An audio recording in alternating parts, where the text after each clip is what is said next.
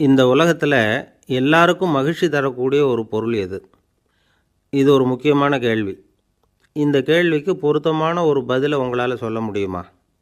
அதாவது கொஞ்சம் யோசித்து பார்த்தா பணம்னு சொல்லலாமா? இப்போ கையில் காசு இல்லாதவங்ககிட்ட ஒரு 10 ரூபாயை கொடுத்தா அது அவனுக்கு சந்தோஷத்தை கொடுக்கும். ஏற்கனவே வருமான வரி பிரச்சனையில் சிக்கி இருக்கிறவர்கிட்ட இன்னும் கொஞ்சம் பணம் இந்தாங்கன்னு சொல்லி கொடுத்தோம்னா அது அவருக்கு சங்கடத்தை தான் கொடுக்கும். அதனால் அந்த கேள்விக்கு பணங்கிறது பொருத்தமான பதிலாக இருக்க முடியாது. கேள்வி என்னென்னா, இந்த உலகத்தில் எல்லாருக்கும் மகிழ்ச்சி தரக்கூடிய ஒரு பொருள் எது? சரி, இனிப்புன்னு சொல்லலாமா? ஏன்னா எல்லாருக்கும் இனிக்க தானே செய்யும். அதுலேயும் ஒரு சிக்கல் இருக்குது. சர்க்கரை வியாதிக்காரங்களுக்கு அது என்ன சந்தோஷத்தையாக கொடுக்கும்? ஆக எல்லாருக்கும் வேறுபாடு எதுவும் இல்லாமல் மகிழ்ச்சியை கொடுக்கக்கூடியது வேறு ஏதோ ஒன்று இருக்குது. அது என்னன்னு கண்டுபிடிக்கணும். அதுதான் இன்றைக்கி தகவல். இப்போ அதை கண்டுபிடிக்கணும்னா இந்த கதையை கேட்கணும். அது என்ன கதைன்னா, ஒரு ஊரில் ஒரு ராஜா இருந்தார். அவருக்கும் இதே சந்தேகம் வந்துட்டுது. அதாவது எல்லாருக்கும் இன்பம் தரக்கூடிய பொருள் எது அப்படின்னு. இதுக்கு பதில் தெரிஞ்சுக்கிறதுக்கு ஆசைப்பட்டார். சரி, அதுக்கு என்ன செய்யலாம்னு யோசனை பண்ணார். நாட்டு மக்களுக்கு பகிரங்கமாக ஒரு அறிவிப்பு கொடுத்தார். நம்ம நாட்டு மக்கள் இன்பம் தரக்கூடிய பொருள் எதுன்னு நினைக்கிறாங்களோ அதை கொண்டுக்கிட்டு வந்து அரண்மனையில் உள்ள கண்காட்சி மண்டபத்தில் வைக்கலாம். அப்படி அவங்க வைக்கிற பொருள்களில் எது எல்லாருக்கும் இன்பம் தரக்கூடியதாக இருக்குமோ அதை வச்சவருக்கு 1000 பொற்காசுகள் பரிசு அப்படின்னு அறிவிப்பு கொடுத்துட்டார். ஜனங்கள் இந்த அறிவிப்பை கேட்டாங்க. அதுக்கப்புறம் சும்மா இருப்பாங்களா? 1000 பொற்காசுன்னா சும்மாவா? அவங்க கையில் என்னென்ன கிடைச்சதோ அதையெல்லாம் கொண்டாந்து அரண்மனை காட்சி மண்டபத்தில் வச்சுட்டாங்க. அதுக்கப்புறமா ராஜா அங்கே வந்தார். ஒவ்வொன்றா பார்த்துக்கிட்டே வந்தார். முதல்ல ஒரு குயில் இருந்தது, இனிமையாக பாடக்கூடிய குயில். இந்த குயிலோட இன்னிசை எல்லாருக்கும் இன்பம் தரக்கூடியது தான். இருந்தாலும் காது கேட்காதவங்களுக்கு இந்த இசை எப்படி இன்பம் தர முடியும்? அதனால் இது சரியில்லைன்னு விட்டார். அடுத்தபடியாக போனார். அங்கே என்ன வச்சுருக்குறாங்கன்னு பார்த்தா ஒரு அழகான மயில் அங்கே தோகை விரித்து ஆடிக்கிட்டு இருக்குது. இந்த மயிலோட ஆட்டம் மனசுக்கு இன்பம் தரக்கூடியது தான். இருந்தாலும் பார்வை இல்லாதவங்க இந்த ஆட்டத்தை பார்த்து ரசிக்க முடியுமா? முடியாது. அதனால் இதுவும் சரியில்லை அப்படின்னு சொல்லிவிட்டார். அதுக்கு அடுத்தபடியாக போனார். பல வகையான இனிப்பு பண்டங்களை வச்சுருந்தாங்க. பார்த்தார், வயசானவங்களுக்கும் நோயாளிகளுக்கும் இது இன்பம் தராது, துன்பம்தான் கொடுக்கும் அப்படின்னார். இப்படி ஒவ்வொன்றா பார்த்துக்கிட்டே போகிறார். அழகான மலர்கள், கனிகள், ஓவியங்கள் எதுவுமே பொருத்தமாக தெரியல. சகல பேருக்கும் இன்பம் தரக்கூடிய வகையில் எதுவும் இல்லை. கடைசியாக வந்தார். அங்கே ஒரு களிமண் பொம்மை இருந்தது. அது என்ன பொம்மை தெரியுமா? பசியால் வாடி இருக்கிற ஒருத்தருக்கு ஒரு அம்மா இனிமையாக பேசிக்கிட்டு சோறு போடுறது மாதிரி அந்த பொம்மையை செஞ்சுருந்தாங்க. அதுக்கு கீழே அன்பு அப்படின்னு எழுதியிருந்துதான். ராஜா பளிச்சுன்னு ஒரு முடிவுக்கு வந்தார். அந்த பொம்மையை செஞ்ச சிற்பியை வரவழைச்சார், பரிசு கொடுத்தார். அன்பு ஒன்று தான் எல்லாருக்கும் இன்பம் அளிக்கக்கூடிய பொருள். காது கேட்காதவங்களும் அதை கேட்க முடியும், பார்வை இல்லாதவங்களும் அதை பார்க்க முடியும், குழந்தைகளும் அதை உணர முடியும் அப்படின்னு அதுக்கு விளக்கம் கொடுத்தார் அந்த மன்னர். இந்த உலகத்தில் எல்லாருக்கும் மகிழ்ச்சி தரக்கூடிய ஒரு பொருள் அன்பு தான். அதை புரிஞ்சுக்கிட்டு தான் சில கணவன்மார்கள் மனைவி பேரில் ரொம்ப அன்பை காட்டிக்கிறது வழக்கம். ஒரு வீட்டு வாசப்படி பக்கமாக மழைக்கு ஒதுங்கினார் ஒருத்தர். மழை தூரிக்கிட்டு இருந்தது, இருட்டு நேரம். அந்த வீட்டில் இருந்தவர், இன்றைக்கி ராத்திரி வேணும்னா இங்கேயே தங்கிட்டு காலையில் போங்க அப்படின்னார். உடனே இவர் சொன்னார், ரொம்ப நன்றிங்க, ஒரு 10 நிமிஷத்தில் இதை வந்துவிடுறேன் அப்படின்னு சொல்லிவிட்டு எங்கேயோ ஓடினார். 10 நிமிஷம் கழித்து திரும்பி வந்தார். ஆமாம், எங்கே போயிட்டு வந்தீங்கன்னு கேட்டார் வீட்டில் இருந்தவர். நேராக எங்கள் வீட்டுக்கு போய் மனைவிக்கிட்ட இன்றைக்கி ராத்திரி இங்கேயே தங்கிக்கிறேன்னு சொல்லிவிட்டு வந்துவிட்டேன் அப்படின்னார் அவர். அன்பில் இது ஒரு ரகம். ஒருத்தர் ரொம்பவும் மகிழ்ச்சியாக வந்துக்கிட்டு இருந்தார். என்ன விஷயம்னு விசாரித்தேன். நான் தோற்று போயிட்டேன், அதுதான் மனசுக்கு மகிழ்ச்சியாக இருக்குது அப்படின்னார். எனக்கு இது ரொம்ப ஆச்சரியமாக போச்சு. இந்த உலகத்தில் தோற்று போகிறவங்க யாரும் மகிழ்ச்சியாக இருக்கிறதில்ல. அப்படி இருக்கிறப்ப இவர் இப்படி சொல்கிறாரே, எங்கே தோற்று போனீங்கன்னு கேட்டேன். அதுக்கப்புறம் தான் அவர் விவரமாக சொன்னார். என்னோட 5 வயசு குழந்தையோடு நான் விளையாடிக்கிட்டு இருந்தேன்.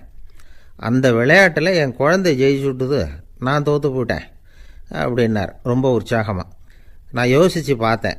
அதாவது நாம் சின்ன குழந்தையாக இருக்கிறப்போ எந்த விளையாட்டில் கலந்துக்கிட்டாலும் அதில் நாம் தான் ஜெயிக்கணும்னு ஒரு வெறி நமக்குள்ளே இருக்கும். நம்மளை எதிர்த்து விளையாடுறவர் நல்லவரா கெட்டவரா, பெரியவரா சின்னவரா அப்படிங்கிறதெல்லாம் முக்கியம் கிடையாது. அவர் தோற்று போகணும், நாம் ஜெயிக்கணும், அதுதான் முக்கியம். எதிரியை சந்தோஷப்படுத்த விளையாடுகிற கலை அப்போ நமக்கு தெரியறதில்ல.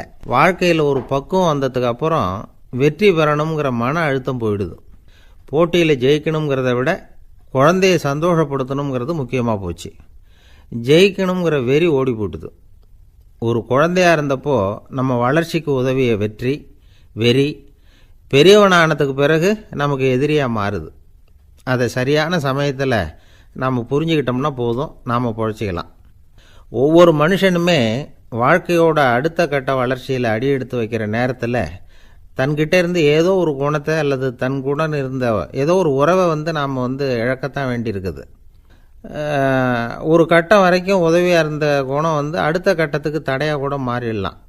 இந்த பரிமாண மாற்றத்துக்கு உள்ளாகிற ஒவ்வொருத்தரும் பிரத்யட்சமாக இதை உணர்றாங்க. ஆனால் பல பேர் எப்படின்னா பழசை திறந்துவிட்டு புதிய கொள்கைகளை உருவாக்கிக்கிறதுக்கு இஷ்டம் இல்லாமல் இருந்துடுறாங்க, அல்லது அப்படி செய்ய முடியாமல் தவிக்கிறாங்க. இதையெல்லாம் மீறி அந்த பழசை திறந்துட்டா அதை இழந்ததால் உண்டாகிற மன அழுத்தம் சில காலத்துக்கு வருத்திக்கிட்டு தான் இருக்கும், வேறு வழி இல்லை. ஆரோக்கியமான ஒரு முன்னேற்றத்துக்காக அந்த மன அழுத்தத்தை தாங்கிக்கத்தான் வேணும் அப்படிங்கிறாரு அந்த உலக புகழ்பெற்ற மேதை ஒருத்தர், இந்த ஸ்காட் பெக் அப்படிங்கிறவர். பிறந்த நாள் முதல் இதுதான் சரி அப்படின்னு கற்பிக்கப்பட்டு வந்த ஒவ்வொரு தத்துவத்தையும் தங்களுடைய வளர்ச்சிக்கு தகுந்த மாதிரி மாற்றி அர்த்தப்படுத்தி கொள்ள முடியாமல் வாழ்க்கை சூழலில் அப்படியே அரைப்பட்டு தூளாகிறவர்கள் தான் ரொம்ப தவிக்கிறாங்களாம். இதுதான் அவருடைய கருத்து. பெரும்பாலும் மனிதர்களுடைய நடுத்தர வயசில், அதாவது 30 தாண்டுகிற சமயத்தில் தான் இந்த தவிப்பு உண்டாகுதான். இதை தான் மேற்கத்திய நாடுகளில் அடிக்கடி மிட் லைஃப் கிரைசிஸ் அப்படின்னு சொல்கிறாங்க. அப்பப்போ பழசையெல்லாம் தொலைச்சி விட்டு புதுசாக பிறக்கிறதுக்கு கற்றுக்கணும். ஒவ்வொரு நிமிஷத்தையும் அந்த நிமிஷத்துக்கு ஏற்ற சித்தாந்தம் கொண்டவர்களாக சந்திப்போம் அப்படிங்கிறார் அந்த உளவியல் நிபுணர். இப்படி பழகிக்கிட்டால் வாழ்க்கை இன்பமயம், இல்லைன்னா தவிப்பு மயம்தான். பழசை தொலைக்க முடியாதவர்களில் எத்தனையோ பேர் உண்டு, எத்தனையோ ரகம் உண்டு. அதில் வேடிக்கையான நண்பர்களும் உண்டு. ஒருத்தர் நண்பர் வீட்டுக்கு போனார். அவர் ஏதோ இனிப்பு பலகாரம் கொடுத்து சாப்பிட சொல்லியிருக்கிறாங்க அவங்க வீட்டில்.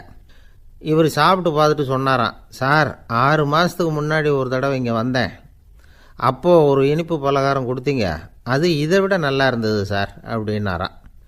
அப்போ செஞ்ச அதே இனிப்பு பலகாரம் தான் சார் இதுவும் அப்படின்னாராம் அவர். ஊருக்கு வெளியில் அமைதியான ஒரு இடம், அங்கே ஒரு ஆசிரமம், அங்கே ஒரு சாமியார்.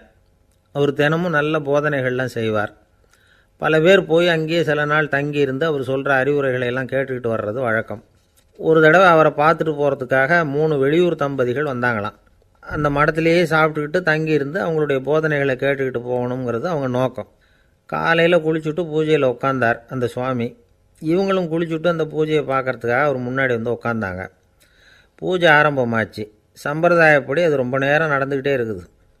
இவங்களுக்கு நல்ல பசி இருந்தாலும் இந்த நேரத்தில் அதை எப்படி வெளியில் காட்டிக்கிறது? பேசாமல் இருந்தாங்க. அந்த சுவாமி பூஜையை முடித்தார். அதுக்கப்புறம் பேச ஆரம்பித்தார். பேச்சு அருமையாக தான் இருந்தது, அமிர்தமாக தான் இருந்தது. இருந்தாலும் இவங்களுக்கு இருக்கிற வயிற்று பசி அது சரியாக கவனிக்க விடலை. அந்த சுவாமியே இதை கவனித்ததா தெரியல.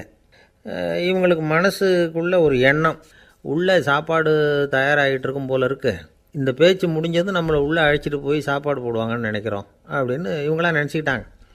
ஆனால் சுவாமி இதை பற்றி எதுவுமே பேசலை, கண்டுக்கலை. ஒரு அம்மாவால் அதுக்கு மேலே சும்மா இருக்க முடியுமா? முடியல. சாப்பாட்டை கவனிக்கலாமா அப்படின்னு சொல்லி மெதுவாக ஆரம்பித்தாங்க. கவனிக்கலாமே அப்படின்னு உள்ளே அழைச்சிட்டு போனார் சுவாமி. இவங்க ரொம்ப அவசரமாக எழுந்திரிச்சு உள்ளே ஓடினாங்க. அங்கே ஒரு மேஜை மேலே ஒரு கிண்ணம் மூடி இருந்தது. இதுதான் சாப்பாட்டு மேஜை போல இருக்குது, இங்கே சாப்பாடு வந்துடும் அப்படின்னு நினச்சாங்க. உடனே போய் சுற்றி உட்காந்துக்கிட்டாங்க. சுவாமி அந்த கிண்ணத்தை எடுத்து அந்த அம்மா கிட்ட கொடுத்தார். அவங்க அதை வாங்கி மூடியை திறந்து பார்க்குறாங்க. உள்ளே ஒரு சாவி இருக்குது. சரிதான், இது சமையலறை சாவி போல் இருக்குது, அங்கே போய் அதை திறந்து சாப்பாட்டை நாமே எடுத்துக்கிட்டு இங்கே வச்சுக்கிட்டு சாப்பிட்ணும் போல இருக்குது அப்படின்னு நினச்சாங்க. சாவி இருக்கு இல்லையா, வாங்க பூட்டு நிறையா காட்டுறேன் அப்படின்னு சுவாமி அவங்கள அழைச்சிட்டு போனார், காட்டினார். இவங்க அந்த அறையை ரொம்ப ஆவலோடு திறந்தாங்க. உள்ளே பார்த்தா அங்கே அரிசி, பருப்பு, விதவிதமான காய்கறி எல்லாம் இருக்குது. சமையலுக்கு வேண்டிய மிளகாய், எண்ணெய், பால், தயிர், நெய் இப்படி எல்லாமே இருக்குது. அடுப்பு, விறகு, நெருப்பு போட்டி அது கூட அங்கே இருக்குது. சாப்பாடு தயாராக இருக்கும்னு நினச்சிக்கிட்டு போனால் இப்படி இருக்குதே அப்படின்னு சொல்லி அதை பார்த்ததும் ரொம்ப சோர்ந்து போட்டாங்க அவங்க. சுவாமி, என்ன இது சாப்பாடு இல்லையா அப்படின்னாங்க. அதுதான் சாப்பாட்டுக்கு வேண்டிய எல்லாம் இங்கே இருக்குதே, அடுப்பு மூட்டி நீங்கள் தான் அவங்கவுங்க ருசிக்கு தகுந்த மாதிரி சமைச்சிக்கணும். இந்த சன்னியாசிக்கு எப்படி சமைக்க தெரியும் அப்படின்னு கேட்டார் சுவாமி. சாப்பாடு தயாராக இருக்கும்னு நாங்கள் எதிர்பார்த்தோம் அப்படின்னாங்க. நீங்கள் இப்படி சொல்லுவீங்கன்னு நானும் எதிர்பார்த்தேன். இது வரைக்கும் நான் எவ்வளவோ தத்துவம்லாம் எடுத்து சொன்னேன். எல்லாத்தையும் விட இதுதான் அனுபவபூர்வமான தத்துவம். ஆண்டவன் நமக்கு நல்ல மனசை கொடுத்துருக்குறான், நல்ல வாய்ப்புகளையும் தந்திருக்கிறான், அதையெல்லாம் பயன்படுத்திக்கக்கூடிய மூளையையும் சிந்தனையையும் கொடுத்துருக்குறான். அதனால் அடுப்பை தான் நீங்கள் மூட்டணும். அடுப்பை நீங்கள் தான் மூட்டணும். உங்களுக்கு உகந்ததை நீங்கள் தான் சமைச்சு ருசித்து அனுபவிக்கணும். ஆண்டவனே அதை செஞ்சிகிட்டு இருக்க மாட்டான் அப்படின்னாராம் அந்த சுவாமி. நம்முடைய வாழ்க்கையில் பல நல்ல பலன்களை பெறுறதுக்கு நாம் தான் முயற்சி பண்ணணும். அதுக்குரிய சூழ்நிலையை தான் ஆண்டவன் கொடுப்பானே தவிர அதை விளக்கிறதுக்காக தான் அந்த சுவாமி அப்படி செஞ்சு காட்டியிருக்கிறார். இது ஒரு பெரியவர் இப்படி ஒரு விளக்கம் கொடுத்தார். அதுக்கப்புறம் அந்த 3 தம்பதிகளும் தெளிவடைஞ்சுட்டாங்களாம். நாம் தெளிவடைகிறது எப்போங்கிறது தான் தெரியல அப்படின்னு பல பேர் இதை கேட்டுட்டு சொல்லிகிட்டு இருக்கிறாங்க. இந்த கதையை நம்முடைய நண்பர் ஒருத்தர்கிட்ட சொன்னேன். அந்த நண்பர் ரொம்ப சந்தோஷப்பட்டார். நீங்கள் சொல்கிறது கரெக்டு சார், ஆனால் நான் அதை விட ஒரு படி மேலே சார். எனக்கெல்லாம் அரிசி பருப்பு இருக்கிற ரூம் எதுன்னு கையை காட்டிட்டா போதும். உடனே கிண்ணத்துலேருந்து சாவியை எடுத்து கொடுக்கணுங்கிற அவசியம்லாம் இல்லை எனக்கு. அப்புறம் எப்படி ரூமை திறந்துருவீங்க அப்படின்னு கேட்டேன். பூட்டை உடச்சி திறந்துருவேன், அதுதான் எனக்கு பழக்கம் அப்படிங்கிறார். ஒருத்தர் அவசரமாக போய்கிட்டு இருந்தார். எங்கே போய்கிட்டு இருக்கீங்க அப்படின்னு கேட்டார் ஒரு பெரியவர். கடைக்கு போகிறேன் சார், சாமான் வாங்கிறதுக்கு அப்படின்னார். அங்கே போகிறதுக்கு முன்னாடி தெரிஞ்சிக்க வேண்டியதெல்லாம் தெரிஞ்சுக்கிட்டீங்களா அப்படின்னு கேட்டார் பெரியவர். கடைக்கு போய் காசை கொடுத்து ஒரு பொருளை வாங்கிட்டு வரப்போகிறோம், இதில் தெரிஞ்சிக்க வேண்டியது என்ன இருக்குது அப்படின்னார் அலட்சியமாக. இப்போ அந்த பெரியவர் பேச ஆரம்பித்தார். இந்த உலகத்தில் எந்த ஒரு செயலில் இறங்குறப்பவும் நாம் நல்லா ஆலோசனை பண்ண வேண்டிய விஷயம் 5 அப்படின்னார். உதாரணமாக, ஒருத்தன் கடைக்கு போய் ஏதோ ஒரு பொருளை வாங்கிட்டு வர போகிறான்னு வச்சுக்கோங்களேன். அப்போ கூட அவன் 5 விஷயங்களை பற்றி தெரிஞ்சுக்க வேண்டியிருக்குது அப்படிங்கிறார் அவர். முதல்ல அந்த பொருள் எப்படிப்பட்டது அப்படிங்கிறத தெரிஞ்சுக்கணும். ரெண்டாவதாக தன்னை பற்றியும் தெரிஞ்சுக்கணும். அப்போ தான் அந்த பொருள் தனக்கு தேவையா இல்லையா அப்படிங்கிறத புரிஞ்சுக்க முடியும். மூணாவதாக தெரிஞ்சுக்க வேண்டியது ஒன்று இருக்குது. அது என்னென்னா, அந்த பொருளை அடையிறதுக்கு வழி என்ன அப்படிங்கிறத தெரிஞ்சுக்கணும்.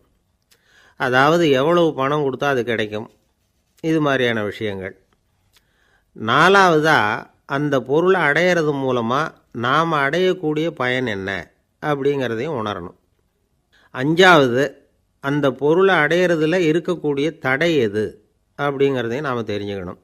பெரியவர் பேசுகிறது ஏதோ தத்துவம் மாதிரி தெரியுது இல்லையா? தத்துவம்தான். அதாவது இப்படி உலகியல் வாழ்க்கையில் சின்ன சின்ன விஷயங்கள்லேயே நாம் 5 விஷயங்களை தெரிஞ்சுக்க வேண்டியிருக்குது. அது ரொம்ப அவசியமாக இருக்குது. பேரின்ப நிலைன்னு சொல்கிறாங்கள்ல, அது மாதிரி பெரிய சமாச்சாரங்கள்லேயும் இந்த 5 விஷயங்களை நாம் தெரிஞ்சுக்க வேண்டியிருக்குது. அதுக்கு பேர் என்னன்னா அர்த்த பஞ்சகம். வைணவ சமயத்தில் அர்த்த பஞ்சகம்ங்கிறது ரொம்ப பெரிய விஷயம். கடைக்கு போகிறது மாதிரி கடவுளை பார்க்க போகிறப்பவும் நாம் 5 விஷயங்களை தெரிஞ்சுக்கணுமா. முதல்ல பரம்பொருள் அப்படிங்கிறது என்ன, அதோட தன்மைகள் என்ன, இதை தெரிஞ்சுக்கணும். இதுக்கு பேர் என்னென்னா பரமாத்ம ஸ்வரூபம் அப்படின்னு பேர். ரெண்டாவது, நாம் யார், நம்மோட தன்மை என்ன அப்படிங்கிறத தெரிஞ்சுக்கணும். நான் யாருன்னு எனக்கே தெரியலங்கிறப்போ இதை நான் சொல்கிறேன்னு இது என்னுடையதுன்னு சொல்கிறது தப்பு தானே.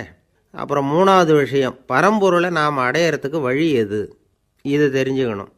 இது உபாய ஸ்வரூபம் அப்படின்னு பேர். நாலாவது விஷயம், நாம் அடைய வேண்டிய பயன்கள் என்ன அப்படிங்கிறத தெரிஞ்சுக்கிறது. இதுக்கு புருஷார்த்தம் அப்படின்னு பேர். அஞ்சாவது, அந்த பயனை அடைய விடாமல் தடுக்கிற தடைகள் யாவை அப்படிங்கிறத தெரிஞ்சுக்கிறது.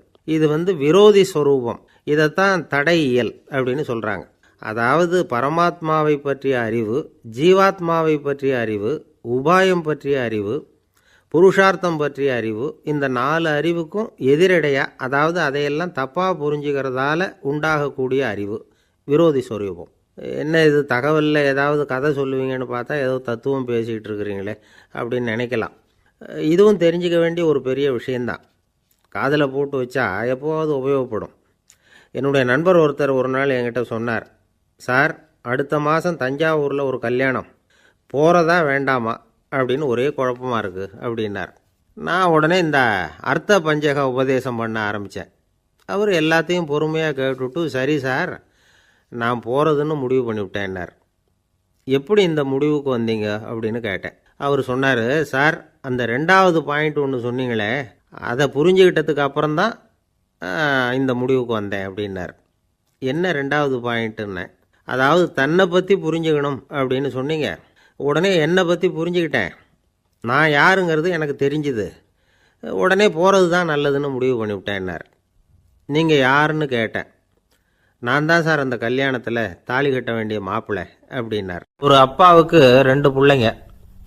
மூத்தவன் ரொம்ப அடக்கம், அப்பா எது சொன்னாலும் கேட்பான், பெரியவங்களுக்கு கீழ்ப்படிஞ்சு நடப்பான். இளையவன் அப்படி இல்லை, தான் நினச்சதை தான் சொல்லுவான் செய்வான், அடுத்தவங்க சொல்கிறத கேட்க மாட்டான், அடங்கி நடக்க மாட்டான். இந்த 2 பேரில் யாரை உங்களுக்கு பிடிக்கும்? பெரியவனை தான் பிடிக்கும், ஏன்னா அவன் தான் சொல்கிற பேச்சை கேட்குறவன் அப்படின்னு சொல்லுவீங்க. ஆனால் ஒரு ஞானி என்ன சொல்கிறார் தெரியுமா? ஒரு குழந்தை அதன் அறிவுக்காக மதிக்கப்பட வேண்டுமே தவிர அதனுடைய கீழ்ப்படியும் தன்மைக்காக அல்ல அப்படிங்கிறார். நம்ம குழந்தைகளை சுயமாக சிந்திக்கிறதுக்கு நாம் விடுறதில்லை, மற்றவங்கள பார்த்து காப்பி அடிக்கிறதுக்கு தான் நாம் அவங்களுக்கு கற்றுக் கொடுக்குறோம். புகழ்பெற்ற மனிதர்கள் சிலருடைய பேரை சொல்லி நீயும் அவர் மாதிரி ஆகணும், இவர் மாதிரி ஆகணும் அப்படின்னு சொல்லிகிட்டே இருக்கிறோம். குழந்தைகள் தங்களுடைய தனித்தன்மையை வளர்த்துக்கிறதுக்கு நாம் தடையாக இருக்கிறோம். ஒரு குழந்தைகிட்ட அனாவசியமாக நம்பிக்கையை வளர்த்துடக்கூடாது, எந்த கோட்பாட்டையும் திணிக்கக்கூடாது. நாம் ஏற்கனவே அர்த்தமில்லாத கருத்துக்களையும் கொள்கைகளையும் மனசில் போட்டு நிரப்பி வச்சிருக்கிறோம். இந்த உலகத்துக்கு புதுசாக சேர்ந்திருக்கிற ஒரு குழந்தையின் தூய்மையான மனசில் நம்ம கருத்துக்களை அறிமுகம் செய்ய அல்லது திணிக்கிறதுக்கு நமக்கு எந்த அதிகாரமும் கிடையாது. ஒரு குழந்தைய நீ இந்த மதத்தை சேர்ந்தவன் அப்படின்னு பிறந்ததுமே ஒரு முத்திரை குத்தி விடுறோம். இது அதோட சுதந்திரத்தை ஆரம்பத்திலேயே கிள்ளி எறிகிறது மாதிரி தான். நீங்கள் ஒரு மதத்தின் வழிமுறைகளை கடைப்பிடிச்சிக்கிட்டு வர்றீங்க, அந்த வழியில் போய்கிட்டு இருக்கிறீங்க, சரி, அதனால் போகிறீங்க. அதுக்காக உங்கள் குழந்தையையும் அதே வழியில் தான் வரணும் அப்படின்னு கட்டாயப்படுத்துறதுக்கு உங்களுக்கு என்ன உரிமை இருக்குது? அந்த குழந்தை சுயமாக சிந்திச்சு ஒரு முடிவுக்கு வரட்டுமே, அதுக்கு நீங்கள் ஏன் தடையாக இருக்கிறீங்க? நமக்கு உண்மையிலேயே நம்ம குழந்தை மேலே அன்பு இருந்தால் இது மாதிரி திணிப்பு வேலைகளை செய்யக்கூடாது. திணிப்பு வேலைகளிலிருந்து குழந்தைகளை காப்பாற்றினா போதும், அதுதான் ரொம்ப முக்கியம். அடுத்த தலைமுறை அற்புதமான தலைமுறையாக உருவாகும். நாம் தான் சாதி மத சங்கடங்களில் மாட்டிக்கிட்டு தவிக்கிறோம். அவங்களாவது சாதி மத வேறுபாடு இல்லாத சமுதாயத்தை பார்க்கட்டுமே, அந்த சௌகரியங்களை அனுபவிக்கட்டுமே. அதுக்கு நாம் என்ன செய்யணும்னா ஒன்றும் செய்யாமல் இருந்தால் போதும். ஒரு குழந்தைகிட்ட நம்ம கருத்தை திணிக்கும் பொழுது என்ன ஆகுது தெரியுமா? அது அவனை அவங்கிட்ட இருந்தே அப்புறப்படுத்தி விடுது, அவனுடைய தனித்தன்மையை அழிச்சுடுது, அவனை ஒரு எல்லைக்குள்ளே திணிச்சுடுது. இதெல்லாம் அன்புங்கிற பேரால் பெற்றோர்கள் செய்கிற தப்பு. இதெல்லாம் கேட்டுக்கிட்டு இந்த காலத்தில் அப்பா ஒருத்தர் சொன்னார், நான் கருத்துக்களை எல்லாம் என் பையன்கிட்ட திணிக்கிறது இல்லைங்க, ஆனால் அதிகமாக சாப்பிட சொல்லி கட்டாயப்படுத்துவேன் அப்படின்னார். உங்கள் வீட்டு சமையல் அவ்வளவு நல்லா இருக்குமான்னு கேட்டாங்க. நல்லா இருந்தால் நான் ஏன் அவனை சாப்பிட சொல்லி கட்டாயப்படுத்த போகிறேன் அப்படின்னார். ஒரு பெரியவர்கிட்ட பேசிக்கிட்டு இருந்தேன். அவர் என்கிட்ட ஒரு கேள்வி கேட்டார். திருடர்கள் எத்தனை வகை தெரியுமா உனக்கு அப்படின்னார். இதுதான் அவர் கேட்ட கேள்வி. எதுக்காக என்ன பார்த்து அந்த கேள்வி கேட்டார் தெரியல. இருந்தாலும் நான் அவருக்கு பதில் சொன்னேன். திருடர்களில் எத்தனையோ வகை உண்டுங்க. கார் திருடன், சைக்கிள் திருடன், முகமூடி திருடன், எப்படி சொல்லிகிட்டே போகலாம். இருந்தாலும் என்னுடைய சிற்றறிவுக்கு எட்டின வரையில் திருடர்களை 2 வகையாக பிரிக்கலாம் அப்படின்னு நினைக்கிறேன். ஒன்று ராத்திரியில் திருடுற திருடன், இன்னொருத்தன் பகலில் திருடுற திருடன். அதாவது பகல் திருடன், ராத்திரி திருடன் அப்படின்னு பெரியவர் சிரித்தார். என்ன சிரிக்கிறீங்களே? என்ன கள்வர்கள் 4 வகை அப்படின்னு ஆரம்பித்தார். எப்படின்னு கேட்டேன். சாப்பாட்டுக்கு இல்லாமல் திருடுறாங்க பாருங்கள், அது ஒரு வகையாம். சாப்பாட்டுக்கு இருந்தும் திருடுறாங்க பாருங்க, அது ஒரு வகையாம். இதை தவிர இன்னும் ஒரு 2 வகை திருட்டு உண்டு. அது என்னன்னா, ஆண்டவன்கிட்ட இருந்து நாம திருடுற திருட்டு, இன்னொன்று என்னன்னா நம்மகிட்ட இருந்து ஆண்டவன் திருடுற திருட்டு அப்படின்னார். எனக்கு ஒன்றும் புரியல. என்ன சார் இது, ஆண்டவனையே திருடன்னு சொல்கிறீங்களே அப்படின்னு ஆச்சரியமா. ஆமாங்க, ஆண்டவனை கள்வன்னு சொல்கிறது இல்லையா? காஞ்சிபுரத்துக்கு பக்கத்தில் திருக்கார்வனம் அப்படின்னு ஒரு ஊர் இருக்குது. அங்கே உள்ள பெருமாளுக்கு கள்வர்னு தான் பேர். அது மட்டும் இல்லை, திருமங்கை ஆழ்வார் தம்முடைய திரு நெடுந்தாண்டகத்தில் கார் வனத்துள்ளாய் கல்வா அப்படின்னு தான் அழைக்கிறார் அப்படின்னு நிறைய உதாரணம்லாம் சொல்ல ஆரம்பித்தார். அதுக்கப்புறம் அவர்கிட்ட பேசி நான் புரிஞ்சுக்கிட்ட விவரங்களை தான் நான் இப்போ உங்ககிட்ட சொல்ல போகிறது. அதாவது அவர் சொன்ன முதல் வகை திருடர்கள் சாப்பாட்டுக்கு இல்லாமல் திருடுறவங்க. இவங்களை திருத்தி போடலாம். சாப்பாட்டுக்கு இருந்தும் பணம் சேர்க்கணுங்கிற ஆசையால் பொய் கணக்கெல்லாம் எழுதுகிறாங்க பாருங்கள், அவங்க தான் ரெண்டாவது வகை. மூணாவது வகை திருட்டு தான் மிகப்பெரிய திருட்டு. இறைவனுக்கு சொந்தமானதை நம்முடையதுன்னு நினைக்கிற திருட்டு. எது இறைவனுக்கு சொந்தமானது அப்படின்னா ஆத்மா. பகவானுக்கு சொந்தமான ஆத்மாவை நம்முடையதுன்னு நினைக்கிறது தான் அந்த மாபெரும் திருட்டு. இதுக்கு பேர் தான் ஆத்மாபகாரமா. சரி, இதுக்கு பரிகாரம் என்ன? எல்லாம் இறைவனுடையது, நமக்கு ஒன்றும் இல்லை அப்படின்னு நினைக்கிறது தான் இதுக்கு பரிகாரம். இதெல்லாம் இருக்கட்டும். நாலாவது திருட்டு ஒன்று சொன்னோம்ல, ஆண்டவன் நம்மகிட்ட இருந்து திருடுறது. அது எப்படி? ஆண்டவனை கள்வன்னு சொல்கிறாங்க, அது சரி. அவர் என்னத்தை திருடினார்? இப்போ இன்னொருத்தருக்கு சொந்தமான ஒன்றை எடுத்து வச்சுக்கிறது தான் கள்ளத்தனம். ஆனால் ஆண்டவன் எடுத்துக்கிட்டோம்னா இருக்கிறது எல்லாமே அவனுக்கு சொந்தம். அப்படி இருக்கிறப்போ அவரை எப்படி கள்வன்னு சொல்கிறது? இது என்ன புரியாமல் இருக்குதே அப்படின்னு சொல்லி பார்த்தா அதுக்கும் விளக்கம் சொல்கிறாங்க அவங்க. அதாவது ஆண்டவனுக்கு உருவமே கிடையாது, அரூபமாக இருக்கிறவன், அதாவது உருவம் இல்லாமல் இருக்கிறவன். அப்படி உள்ள பகவான் நம்மளை மாதிரி உருவத்தில் இருக்கிறான். நம்மளை மாதிரியே கையை காலு மூக்கெல்லாம் இருக்குது ஆண்டவனுக்கு. இந்த உருவம் நம்மகிட்ட இருந்து திருடினது தானே. அவன் தன்னுடைய உண்மையான திருமேனியை நமக்கு காட்டாமல், அதாவது தரிசனம் கொடுக்காமல் இருக்கிறது கள்ளத்தனம் தானே. அதனால தான் இதுவும் ஒரு பெரிய திருட்டு, இருக்கிறதுலே மிகப்பெரிய திருட்டு அப்படிங்கிறார். என்கிட்ட பேசிக்கிட்டு இருந்தார், இந்த விஷயம்லாம் சொல்லிகிட்டு இருந்தார் இந்த பெரியவர். அதாவது திருட்டை ஆன்மீக நோகத்தில் அவர் பார்க்குறார். நம்ம பார்வையில் இதை விட அபூர்வமான திருட்டுலாம் இங்கே உண்டு, அபூர்வமான திருடர்களும் உண்டு. ஒரு திருடன் சிறையிலிருந்து விடுதலையாகி வெளியில் போனான். கொஞ்ச நாளில் மறுபடியும் திரும்பி ஜெயிலுக்கு வந்துட்டான். அப்போது சிறை அதிகாரி அவனுக்கு அறிவுரை சொன்னாராம். ஏன்பா இப்படி அடிக்கடி தப்பு பண்ணிவிட்டு ஜெயிலுக்கு வந்துவிடுறியே, உனக்கு சொந்த பந்தம் எதுவும் இல்லையா? உனக்கு அப்பா, அண்ணன், தம்பிகள் அவங்க கூட எல்லாம் சேர்ந்து வாழணுங்கிற ஆசை இல்லையா அப்படின்னு கேட்டிருக்கார். அவங்களோட சேர்ந்து வாழணுங்கிற ஆசை எனக்கு நிறைய உண்டுங்க சார் அப்படின்னு அவன். அப்புறம் எதுக்கு இப்படி ஜெயிலுக்கு வந்துவிடுற அப்படின்னாரான் அவர். அவங்க எல்லாருமே இங்கே தானே சார் இருக்காங்க அப்படின்னு அவன். இந்த உலகத்தில் எல்லாருக்கும் மகிழ்ச்சி தரக்கூடிய ஒரு பொருள் எது? இது ஒரு முக்கியமான கேள்வி. இந்த கேள்விக்கு பொருத்தமான ஒரு பதிலை உங்களால் சொல்ல முடியுமா? அதாவது கொஞ்சம் யோசித்து பார்த்தா பணம்னு சொல்லலாமா? இப்போ கையில் காசு இல்லாதவங்ககிட்ட ஒரு 10 ரூபாய் கொடுத்தா அது அவனுக்கு சந்தோஷத்தை கொடுக்கும். ஏற்கனவே வருமான வரி பிரச்சனையில் சிக்கி இருக்கிறவர்கிட்ட இன்னும் கொஞ்சம் பணம் இந்தாங்கன்னு சொல்லி கொடுத்தோம்னா அது அவருக்கு சங்கடத்தை தான் கொடுக்கும். அதனால் அந்த கேள்விக்கு பணங்கிறது பொருத்தமான பதிலாக இருக்க முடியாது. கேள்வி என்னன்னா, இந்த உலகத்தில் எல்லாருக்கும் மகிழ்ச்சி தரக்கூடிய ஒரு பொருள் எது? சரி, இனிப்புன்னு சொல்லலாமா? ஏன்னா எல்லாருக்கும் இனிக்க தானே செய்யும். அதுலேயும் ஒரு சிக்கல் இருக்குது. சர்க்கரை வியாதிக்காரங்களுக்கு அது என்ன சந்தோஷத்தையாக கொடுக்கும்? ஆக எல்லாருக்கும் வேறுபாடு எதுவும் இல்லாமல் மகிழ்ச்சியை கொடுக்கக்கூடியது வேறு ஏதோ ஒன்று இருக்குது. அது என்னன்னு கண்டுபிடிக்கணும். அதுதான் இன்றைக்கி தகவல். இப்போ அதை கண்டுபிடிக்கணும்னா இந்த கதையை கேட்கணும். அது என்ன கதைன்னா, ஒரு ஊரில் ஒரு ராஜா இருந்தார். அவருக்கும் இதே சந்தேகம் வந்துட்டுது. அதாவது எல்லாருக்கும் இன்பம் தரக்கூடிய பொருள் எது அப்படின்னு. இதுக்கு பதில் தெரிஞ்சுக்கிறதுக்கு ஆசைப்பட்டார்.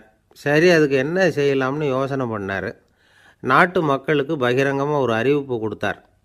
நம்ம நாட்டு மக்கள் இன்பம் தரக்கூடிய பொருள் எதுன்னு நினைக்கிறாங்களோ அதை கொண்டுக்கிட்டு அரண்மனையில் உள்ள கண்காட்சி மண்டபத்தில் வைக்கலாம்.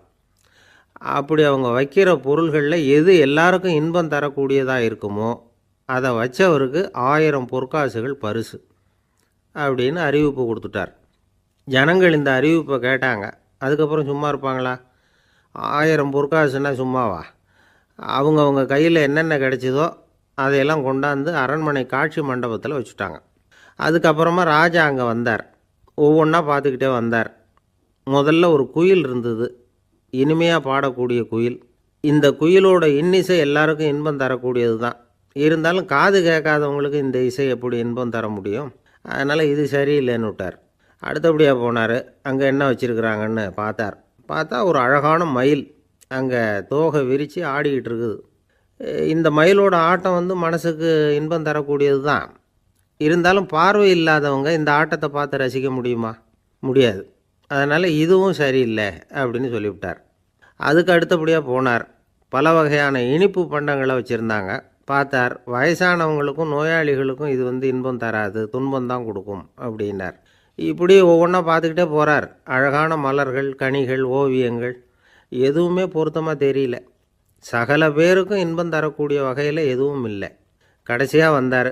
அங்கே ஒரு களிமண் பொம்மை இருந்தது. அது என்ன பொம்மை தெரியுமா? பசியால் வாடி இருக்கிற ஒருத்தருக்கு ஒரு அம்மா இனிமையாக பேசிக்கிட்டு சோறு போடுறது மாதிரி அந்த பொம்மையை செஞ்சுருந்தாங்க. அதுக்கு கீழே அன்பு அப்படின்னு எழுதியிருந்துதான். ராஜா பளிச்சுன்னு ஒரு முடிவுக்கு வந்தார். அந்த பொம்மையை செஞ்ச சிற்பியை வரவழைச்சார், பரிசு கொடுத்தார். அன்பு ஒன்று தான் எல்லாருக்கும் இன்பம் அளிக்கக்கூடிய பொருள். காது கேட்காதவங்களும் அதை கேட்க முடியும், பார்வை இல்லாதவங்களும் அதை பார்க்க முடியும், குழந்தைகளும் அதை உணர முடியும் அப்படின்னு அதுக்கு விளக்கம் கொடுத்தார் அந்த மன்னர். இந்த உலகத்தில் எல்லாருக்கும் மகிழ்ச்சி தரக்கூடிய ஒரு பொருள் அன்பு தான். அதை புரிஞ்சுக்கிட்டு தான் சில கணவன்மார்கள் மனைவி பேரில் ரொம்ப அன்பை காட்டிக்கிறது வழக்கம். ஒரு வீட்டு வாசப்படி பக்கமாக மழைக்கு ஒதுங்கினார் ஒருத்தர். மழை தூரிக்கிட்டு இருந்தது, இருட்டு நேரம். அந்த வீட்டில் இருந்தவர், இன்றைக்கி ராத்திரி வேணும்னா இங்கேயே தங்கிட்டு காலையில் போங்க அப்படின்னார். உடனே இவர் சொன்னார், ரொம்ப நன்றிங்க, ஒரு 10 நிமிஷத்தில் இதை வந்துவிடுறேன் அப்படின்னு சொல்லிவிட்டு எங்கேயோ ஓடினார். 10 நிமிஷம் கழித்து திரும்பி வந்தார். ஆமாம், எங்கே போயிட்டு வந்தீங்கன்னு கேட்டார் வீட்டில் இருந்தவர். நேராக எங்கள் வீட்டுக்கு போய் மனைவிக்கிட்ட இன்றைக்கி ராத்திரி இங்கேயே தங்கிக்கிறேன்னு சொல்லிவிட்டு வந்துட்டேன் அப்படின்னார் அவர். அன்பில் இது ஒரு நாள் ராமர் அரசவையில் உட்காந்துருக்கிறார். ராமராஜ்யம் நடந்துக்கிட்டு இருந்த நேரம். அந்த சமயத்தில் ஒரு நாய் அரச சபைக்கு வந்துதான். அது தலையில் அடிபட்டு ரத்தம். அந்த கோலத்தில் அது அங்கே வந்தது. எல்லாரும் ஆச்சரியமாக அதை பார்த்தாங்க. ராமரும் அந்த நாயை பார்த்தார். நீங்கள் வந்த காரியம் என்ன நடந்தது, எதுவாக இருந்தாலும் பயப்படாமல் சொல்லு அப்படின்னார். உடனே அந்த நாய் மெதுவாக சொல்ல ஆரம்பிச்சுதான். ஐயா, நான் தெருவில் போய்கிட்டு இருந்தேன். வழியில் ஒருத்தர் வந்தார். அவர் வேத சாஸ்திரம்லாம் படித்த பெரியவர். அவர் எந்த காரணமும் இல்லாமல் அவர் கையில் வச்சுருந்த குச்சியால் என் தலையில் அடிச்சுட்டார். அதுதான் தலையில் ரத்தம். இதை நீங்கள் விசாரித்து தகுந்த தீர்ப்பு வழங்கணும் அப்படின்னு தான் அந்த நாய். ராமர் பார்த்தார். உடனே தன்னுடைய காவலர்களை அனுப்புனார். அந்த ஆளை எங்கே இருந்தாலும் போய் கொண்டுகிட்டு வாங்க அப்படின்னு விட்டார். காவலர்கள் போனாங்க. அந்த ஆளை பிடிச்சி கொண்டு வந்துட்டாங்க. அரண்மனைக்கு வா அப்படின்னு சொல்லி கூப்பிட்டுட்டு வந்துட்டாங்க. என்ன நடந்ததுன்னு விசாரித்தார் ராமர். அதுக்கு அந்த ஆள் சொன்னார், நான் வீதி வழியாக வந்துக்கிட்டு இருந்தேன். குறுக்க இந்த நாய் வந்தது. நான் அவசரமாக போய்கிட்டு இருந்தேன். இது எனக்கு வழி விடாமல் குறுக்க பூந்து இடைஞ்சல் பண்ணிச்சு. எனக்கு கோபம் வந்துட்டுது. அதனால் அடிச்சுட்டேன். வேத சாஸ்திரம் படித்த நான் என் வசம் இழந்து கோபப்பட்டது பெரிய தப்பு தான். அதை நான் ஒத்துக்கிறேன். குற்றத்தை ஒப்புக்கொள்கிறேன். எனக்கு என்ன தண்டனை கொடுக்கணுமோ அதை கொடுங்க, ஏற்றுக்கிறேன் அப்படின்னு விட்டார். சரி, இப்போ அந்த ஆளுக்கு தண்டனை கொடுக்கணும். என்ன தண்டனை கொடுக்கறது யோசனை பண்ணார் ராமர். அதையும் அந்த நாய்கிட்டே கேட்டார். நீயே சொல்லு, என்ன தண்டனை கொடுக்கலாம் இவருக்கு அப்படின்னார். இதுக்கு அந்த நாய் என்ன சொல்லிச்சு தெரியுமா? இவரை ஏதாவது ஒரு கோயிலுக்கு தர்மகர்த்தாவாக நியமனம் பண்ணிவிடுங்க, அதுதான் இவருக்கு சரியான தண்டனை அப்படின்னுது. இதை கேட்டதும் ராமர் முகத்தில் புன்னகை. ஆனால் அங்கே இருந்த மற்றவங்களுக்கெல்லாம் ஆச்சரியம். அது எப்படி, தப்பு செஞ்சவங்களுக்கு தண்டனை கொடுக்கறது தானே நியாயம், அதை விட்டுட்டு தர்மகர்த்தா பதவியை கொடுக்க சொல்லுதே இந்த நாய் அப்படிங்கிற ஆச்சரியம். இந்த சந்தேகத்தை அந்த நாய்கிட்டேயே கேட்டாங்க அங்கே இருந்தவங்க. இதுக்கு அந்த நாய் பதில் சொல்லிச்சான். நான் போன பிறவியில் ஒரு கோயிலுக்கு தர்மகர்த்தாவாக இருந்தேன். எவ்வளவோ கவனமாக எச்சரிக்கையாக தான் என்னுடைய கடமைகளையெல்லாம் செஞ்சுக்கிட்டு வந்தேன். அப்படி இருந்தாலும் சில சமயங்களில் என்னையும் மீறி கோயில் செல்வத்தை நான் அனுபவிக்கிறதுக்கு காரணமாயிட்டேன். ஒரு கோவிலுக்கு தர்மகர்த்தாவாக இருக்கிறவங்க எப்படியும் இந்த பாவத்திலேருந்து தப்பிக்கிறது கஷ்டம். அதனால தான் நான் இந்த பிறவியில் நாயாக பிறந்து இப்படி கஷ்டப்படுறேன். இதே நிலைமை இந்த ஆளுக்கும் ஏற்படணும் அப்படிங்கிறதுக்காக தான் அவரையும் ஒரு கோயிலுக்கு தர்மகர்த்தாவை நியமிக்கும்படி கேட்டுக்கிட்டேன் அப்படின்னு தான் இந்த நாய். இதிலேருந்து என்ன தெரியுது, எந்த பதவியில் நாம் இருந்தாலும் நமக்கு தெரியாமல் கூட அதை தவறாக உபயோகப்படுத்தக்கூடாதுங்கிறத இதிலேருந்து புரிஞ்சுக்கணும். இல்லைன்னா அடுத்த பிறவியில் நாயாக பிறந்து எங்கேயாவது போய் வாழை ஆடிட்டு நிற்க வேண்டியது தான்.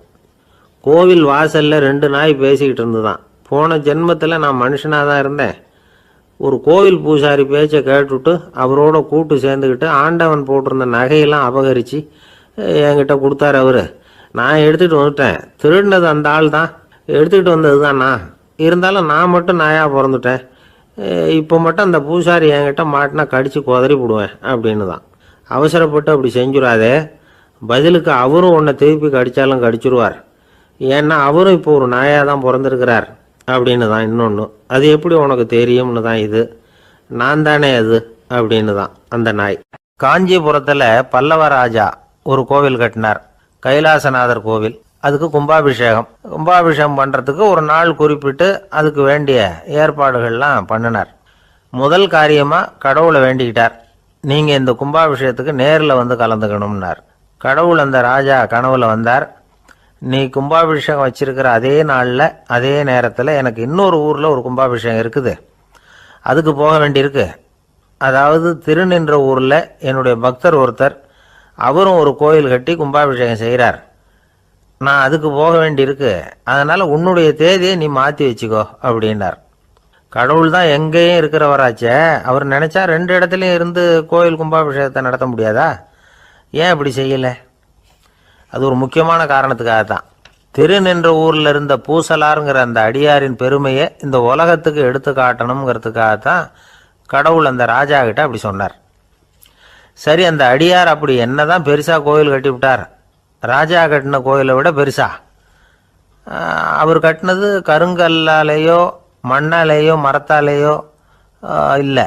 அவர் கட்டின கோயில் வேறு மாதிரி.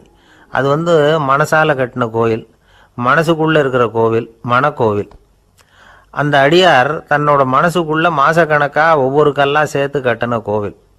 இந்த விஷயம் ராஜாவுக்கு தெரியாது.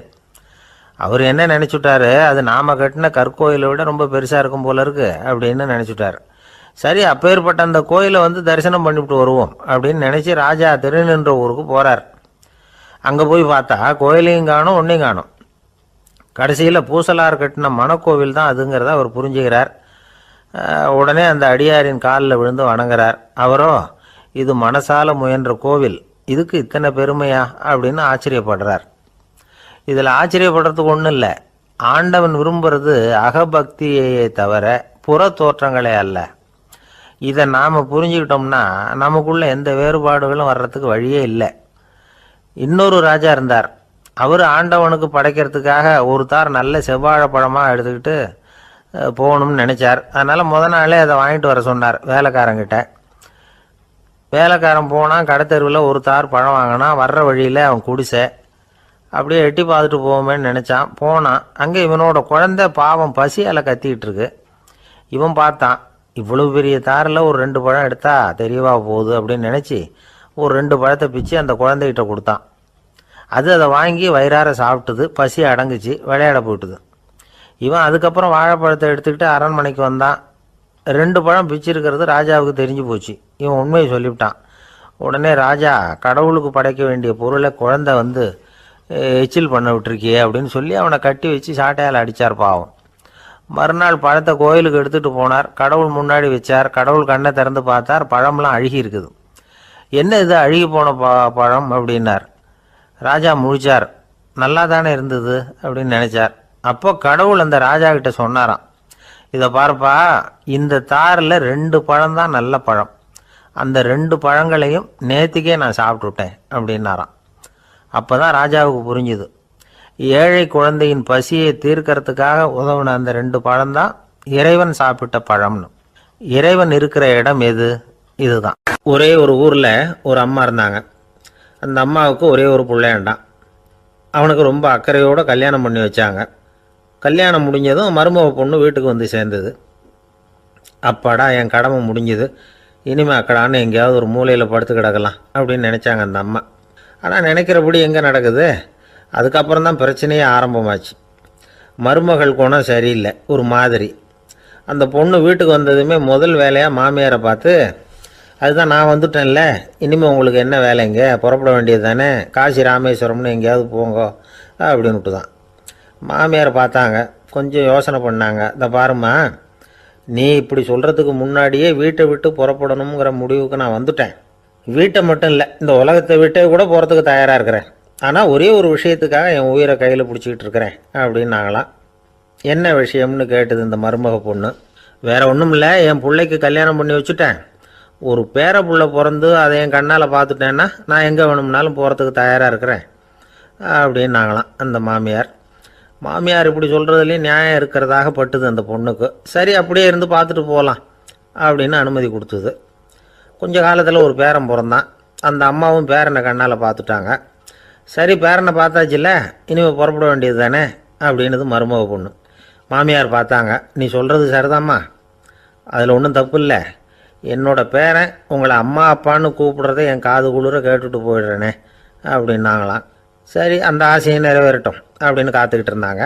பேரன் வளர்ந்தான், நடந்தான், பள்ளிக்கூடம் போனால், பெரியவனானான். மருமக பொண்ணு மறுபடியும் மாமியாரை விரட்ட ஆரம்பிச்சுட்டுது, இன்னும் புறப்படலையான்னு. இதை பாருமா, இது வரைக்கும் இருந்துட்டேன்.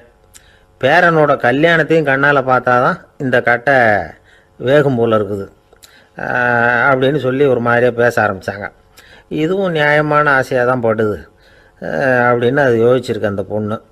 சரின்னு அதுக்கும் ஒத்துக்கிட்டது. உடனே பேரனுடைய கல்யாணமும் முடிஞ்சது ஒரு வழியாக. இனிமேல் ஒரு நொடி கூட இங்கே இருக்கக்கூடாது, புறப்படுங்க அப்படின்னு மாமியாரை விரட்டிச்சான் அந்த பொண்ணு. இப்போ அந்த மாமியார் தன்னோட மருமகளை பார்த்து சொல்கிறாங்க, இதோ கிளம்பிட்டேம்மா, என் மூட்டை முடிச்செல்லாம் கட்டிக்கிட்டேன், புறப்பட்டுவிட்டேன். அப்படியே நீயும் உன் துணிமணிகளை மூட்டை கட்டிக்கிட்டு கிளம்பிடும், என்னோட சேர்ந்து 2 பேருமா சேர்ந்து போயிடலாம் அப்படின்னாங்களாம். அந்த பொண்ணு முழிக்குது. முழிக்காதே, உனக்கும் ஒரு மருமக வந்துட்டா, இனிமேல் நீயும் ஒரு மாமியார் தானே, உனக்கும் இனிமேல் இங்கே வேலை இல்லை, புறப்படு அப்படின்னாங்களாம். அப்போ தான் அந்த பொண்ணு சிந்திக்க ஆரம்பிச்சுதான், தன்னோட தவறு புரிஞ்சுதான். இந்த தகவலை கேட்டுக்கிட்டு இருக்கிற மருமகள்லாம் இதை பற்றி கொஞ்சம் யோசித்து பார்க்கணுங்கிறதுக்காகத்தான் இதை சொல்கிறோம் மாமியார்கள் சார்பாக. கொஞ்ச நாளைக்கு முன்னாடி ஒரு பொண்ணை பார்த்து பேசுகிற சந்தர்ப்பம் கிடைச்சிது ஒரு கல்யாண வீட்டில். அந்த பொண்ணு சொல்லிச்சு, சார் எனக்கு கல்யாணம் ஆகி 15 வருஷம் ஆகுது, நான் மாமியார்கிட்ட சண்டை போட்டதே இல்லை அப்படின்னு ரொம்ப அடக்கமாக சொல்லிச்சு. அது எப்படிம்மா சாத்தியமாச்சுன்னு கேட்டோம். எனக்கு கல்யாணம் ஆகி 15 வருஷம்தான் ஆச்சு, ஆனால் என் மாமியார் செத்து போய் 20 வருஷத்துக்கு மேலே ஆகிட்டுது. நம்மக்கிட்ட ஒருத்தன் தப்பாக நடந்துக்கிட்டானா உடனே நாம் என்ன செய்வோம், கையை ஓங்கிட்டு அவனை அடிக்க போவோம். நாம் அவங்ககிட்ட அவனை விட ஒருபடி மேலே தப்பாக நடந்துக்குவோம். ஆனால் பெரியவங்கள்லாம் அப்படி நடந்துக்கிறது இல்லை. இன்னா செய்தாரை ஒருத்தல் அவர் நாண நன்னயம் செய்து விடல் அப்படின்னு வள்ளுவர் சொல்லியிருக்கார் இல்லையா, அதுக்கு தகுந்த மாதிரி நடந்துக்குவாங்க. பாயசித் விஸ்தாமிங்கிறவர் ஒரு பெரிய ஞானி. அவர் ஒரு நாள் ராத்திரி ரொம்ப நேரம் மசூதியில் இருந்துட்டு வீட்டுக்கு திரும்பி வந்துக்கிட்டு இருக்கிறார். வழியில் ஒரு குடிகாரன், அவன் கையில் ஒரு இசைக்கருவி, அதை கண்ணா பின்னான்னு மீட்டிக்கிட்டு வாய்க்கு வந்தபடியே என்னத்தையோ பாட்டுன்னு நினச்சிக்கிட்டு பாடிக்கிட்டு அவன் பாட்டுக்கு கிடக்கிறான் வழியில். அதோடு இருந்தாலும் பரவாயில்ல, அந்த பக்கமாக வழியில் போகிறவங்க வர்றவங்களையெல்லாம் பார்த்து கண்ணா பின்னான்னு திட்டிக்கிட்டு இருக்கிறான், ரொம்ப வளர்க்குறான். பாயசித் பிஸ்தாமிங்கிற அந்த பெரியவர் அந்த வழியாக போகிறார். அவனை பார்க்குறார். அவனுடைய நிலைமையை பார்த்துட்டு பரிதாபப்படுறார். ஏன்பா இது மாதிரியெல்லாம் நடந்துக்கிற, இப்படி நடக்கலாமா அப்படின்னு ஏதோ கொஞ்சம் புத்திமதி சொல்கிறதுக்கு ஆரம்பித்தார். அவனுக்கு கோபம் வந்துட்டுது. கையில் வச்சுருந்த வாத்திய கருவி அதால் ஓங்கி அந்த பெரியவர் தலையில் ஒரு அடி கொடுத்தான். ரத்த காயம் ஏற்பட்டு போச்சு. அவன் கையில் இருந்த இசைக்கருவியும் அடித்த வேகத்தில் 2ஆக உடஞ்சி போச்சு. அவ்வளோ வேகமாக அடிச்சிருக்கான். இவ்வளவு தூரத்துக்கு நடந்து போச்சுல்ல, அந்த மாபெரும் ஞானி வாயை திறந்து ஒரு வார்த்தை கூட பேசலை. பேசாமல் தலையை பிடிச்சிக்கிட்டு அவர் பாட்டுக்கு போயிட்டார். மறுநாள் அந்த பெரியவர் என்ன பண்ணார் தெரியுமா, கொஞ்சம் இனிப்பு பண்டங்கள், கொஞ்சம் பணம், இது 2ஐயும் ஒரு ஆள் மூலமாக அனுப்பி வச்சார் அந்த குடிகாரனுக்கு. அவனுக்கு ஒன்றும் புரியல. என்ன விவரம்னு விசாரித்தான். வந்த ஆள் ஒரு கடுதாசியை நீட்டினான். அதில் விவரம் இருந்தது. ஞானி எழுதியிருக்கிறார், இதை பார்ப்பா, உங்களுடைய இசைக்கருவி உடையறதுக்கு என்னுடைய தலை காரணமாக ஆயிட்டுது, அதுக்காக நான் ரொம்ப வருத்தப்படுறேன், அதுக்காக தான் பணம் அனுப்பி வச்சுருக்கேன், வேறு புதுசாக ஒரு இசைக்கருவி வாங்கிக்கோ. அப்புறம் இன்னொரு விஷயம், நேற்றுக்கு ராத்திரி என்கிட்ட ஏகப்பட்ட கசப்பான வார்த்தைகளை பேசினேன், இதோடு அனுப்பியிருக்கிற இனிப்பு பண்டங்களை சாப்பிட்டு உன்னுடைய நாவில் உள்ள கசப்பை மாற்றிக்கோ அப்படின்னு அதில் எழுதப்பட்டிருந்தது. இந்த சமயத்தில் அவன் குடி மயக்கத்தில் இல்லை, தெளிஞ்சு போயிருந்த நேரம் அது. அதனால் அதை படித்த உடனே அவனுக்கு ரொம்ப வெக்கமாக போச்சு. தலை குனிஞ்சான், யோசனை பண்ணான். கொஞ்ச நேரத்தில் தன்னுடைய நண்பர்கள் சில பேரையும் கூப்பிட்டுக்கிட்டு நேராக அந்த ஞானி இருக்கிற இடத்துக்கு ஓடினான். அவர் காலில் விழுந்தான், அவர்கிட்ட மன்னிப்பு கேட்டுக்கிட்டான். பெரியவங்களே தெரியாமல் வந்து நான் இந்த பாவச் செயலை பண்ணிவிட்டேன், என்னை மன்னிச்சுங்க, உங்களுடைய பொறுமையும் போதனையும் என்னுடைய கண்ணை திறந்துட்டுது, இனிமேல் நானும் என்னுடைய நண்பர்களும் நல்ல வழியில் திருந்தி வாழ போகிறோம் அப்படின்னா. ஞானி செய்த நன்னயம் குடிகாரனை எப்படி திருத்திருக்கு பார்த்தீங்களா? இந்த கதையை கேட்டுவிட்டு ஒருத்தர் சொன்னார், என் வாழ்க்கையில் கூட அப்படி ஒரு சம்பவம் நடந்தது சார். நானும் ஒரு நாள் ராத்திரி ஓவராக குடிச்சிட்டு ஒரு கிட்டாரை வாசிச்சுக்கிட்டு கண்ணாபின்னான்னு உளறிக்கிட்டு திட்டிக்கிட்டு இருந்தேன். அந்த சமயம் அந்த வழியாக ஒருத்தர் வந்தார். ஓங்கி தலையில் ஒரே ஒரு அடி, ரத்தம் வந்துட்டுது. அதுக்கப்புறம் என் மனசு தெரிஞ்சுட்டுது சார் அப்படின்னார். அப்படியா என்ன ஆச்சரியமா? ஆமாம் சார், அடி விழுந்தது அவர் தலையில் இல்லை, ஏன் தலையில். வந்தவர் என்ன அப்படி அடிச்சுட்டார். மயக்கம் தெளிஞ்சதுக்கு அப்புறம்தான் எனக்கு விவரம் புரிஞ்சுது, அவர் ஒரு போலீஸ்காரர் அப்படின்னார் ரொம்ப சோகமாக. அரேபிய நாடு, அங்கே ஒரு ஆட்சி தலைவர், அரேபிய நாட்டு ஆட்சி பொறுப்பை ஏற்றுக்கிட்டவர். அவர் வந்து ஆட்சி பொறுப்பை ஏற்றுக்கிட்ட பிறகு ஒரு நாள் ஒரு தெருவில் நடந்து போய்கிட்டு இருந்தார். அவர் தோளில் ஒரு பெரிய துணி மூட்டை, அதை சுமந்துக்கிட்டு கடத்தெருவை நோக்கி அவர் போய்கிட்டு இருக்கிறார். வழியில் அவரை சந்தித்தார் உமர். அவர் கேட்டார், கலீஃபா அவர்களே, எங்கே புறப்பட்டுட்டீங்க அப்படின்னு கேட்டார். கலீஃபான்னா ஆட்சி தலைவர்னு அர்த்தம். இதுக்கு அவர் சொன்னார், நான் வந்து துணி வணிகம் செய்கிறவன், அதனால் துணி வியாபாரம் செய்கிறதுக்காக போயிட்டுருக்கிறேன்னார். நீங்கள் இப்போ இந்த நாட்டுக்கு ஆட்சி தலைவர், ஆட்சி பொறுப்பில் இருக்கிறீங்க, நீங்கள் வியாபாரம் செய்ய போட்டால் அரசு பணிகளை செய்கிறது யார் அப்படின்னு கேட்டார் அவர். நான் அரசு பணிகளை மட்டுமே செஞ்சுக்கிட்டு இருந்தா என் குடும்பத்தை காப்பாற்றுறது யார் அப்படின்னு கேட்டார் அவர். இப்படி கேட்டவர் யார் தெரியுமா? அவர் தான் அபூபக்கர், இறை தூதர் முகமது அவர்களுக்கு பிறகு கலீஃபாவாக தேர்ந்தெடுக்கப்பட்டவர். அப்போலாம் ஆட்சி தலைவர்களுக்கு சம்பளம்னு எதுவும் கிடையாது. இந்த பிரச்சனையை எப்படி தீர்க்கிறதுன்னு யோசனை பண்ணார் உமர். அபு உபைதா அவர்கள்கிட்ட அழைச்சிட்டு போனார். அவர் யாருன்னா, அவர் தான் பொது நிதி கருவூலத்தின் பொறுப்பாளர். அவர்கிட்ட பிரச்சனையை சொன்னார். இது மாதிரி ஆட்சி தலைவருக்கு பொது நிதியிலிருந்து ஊதியம் அளிக்க முடியுமான்னு கேட்டார். பொது நிதி விதிகளின்படி அதுக்கு சாத்தியம் இல்லைன்னு சொல்லிவிட்டார் அவர். சரி, வேற ஏதாவது வழி இருக்குதான்னு கேட்டார் உமர். அபு உபைதா கொஞ்சம் யோசனை பண்ணி பார்த்தார். அப்புறமா சொன்னார், மக்காவிலிருந்து மதீனாவுக்கு குடிபெயர்ந்து வந்த அகதிகளுக்கு நிதி உதவி அளிக்கிறதுக்கு விதிகளில் இடம் இருக்கு. அப்படி பார்த்தா அபூபக்கரும் அகதி தானே, அதனால எல்லா அகதிகளுக்கும் கொடுக்கறது மாதிரியே அவருக்கும் ஒரு தொகை அளிக்கலாம்னார். கலீஃபா அபூபக்கருக்கு இந்த அகதி உதவி தொகையைத்தான் கொடுத்துட்டு வந்தாங்களாம். குடும்ப செலவுக்கு அது போதுமானதா இல்லை. இருந்தாலும் கலீஃபாங்கிறதுக்காக மற்ற அகதிகளை விட அதிகமாக தொகையை பெற அவர் விரும்பல. மார்பு பக்கம் கிழிஞ்சிருந்த ஒரு மேலாடையை தான் அவர் அணிஞ்சிருந்தார்.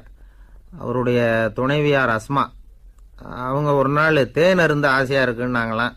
நமக்கு கிடைக்கிற ஊதியம் குடும்ப செலவுக்கே போதுமானதா இல்லையே, இந்த நிலையில் தேன் வாங்கிறதுக்கு காசுக்கு நான் எங்கே போவேன்ருக்கார் அவர்.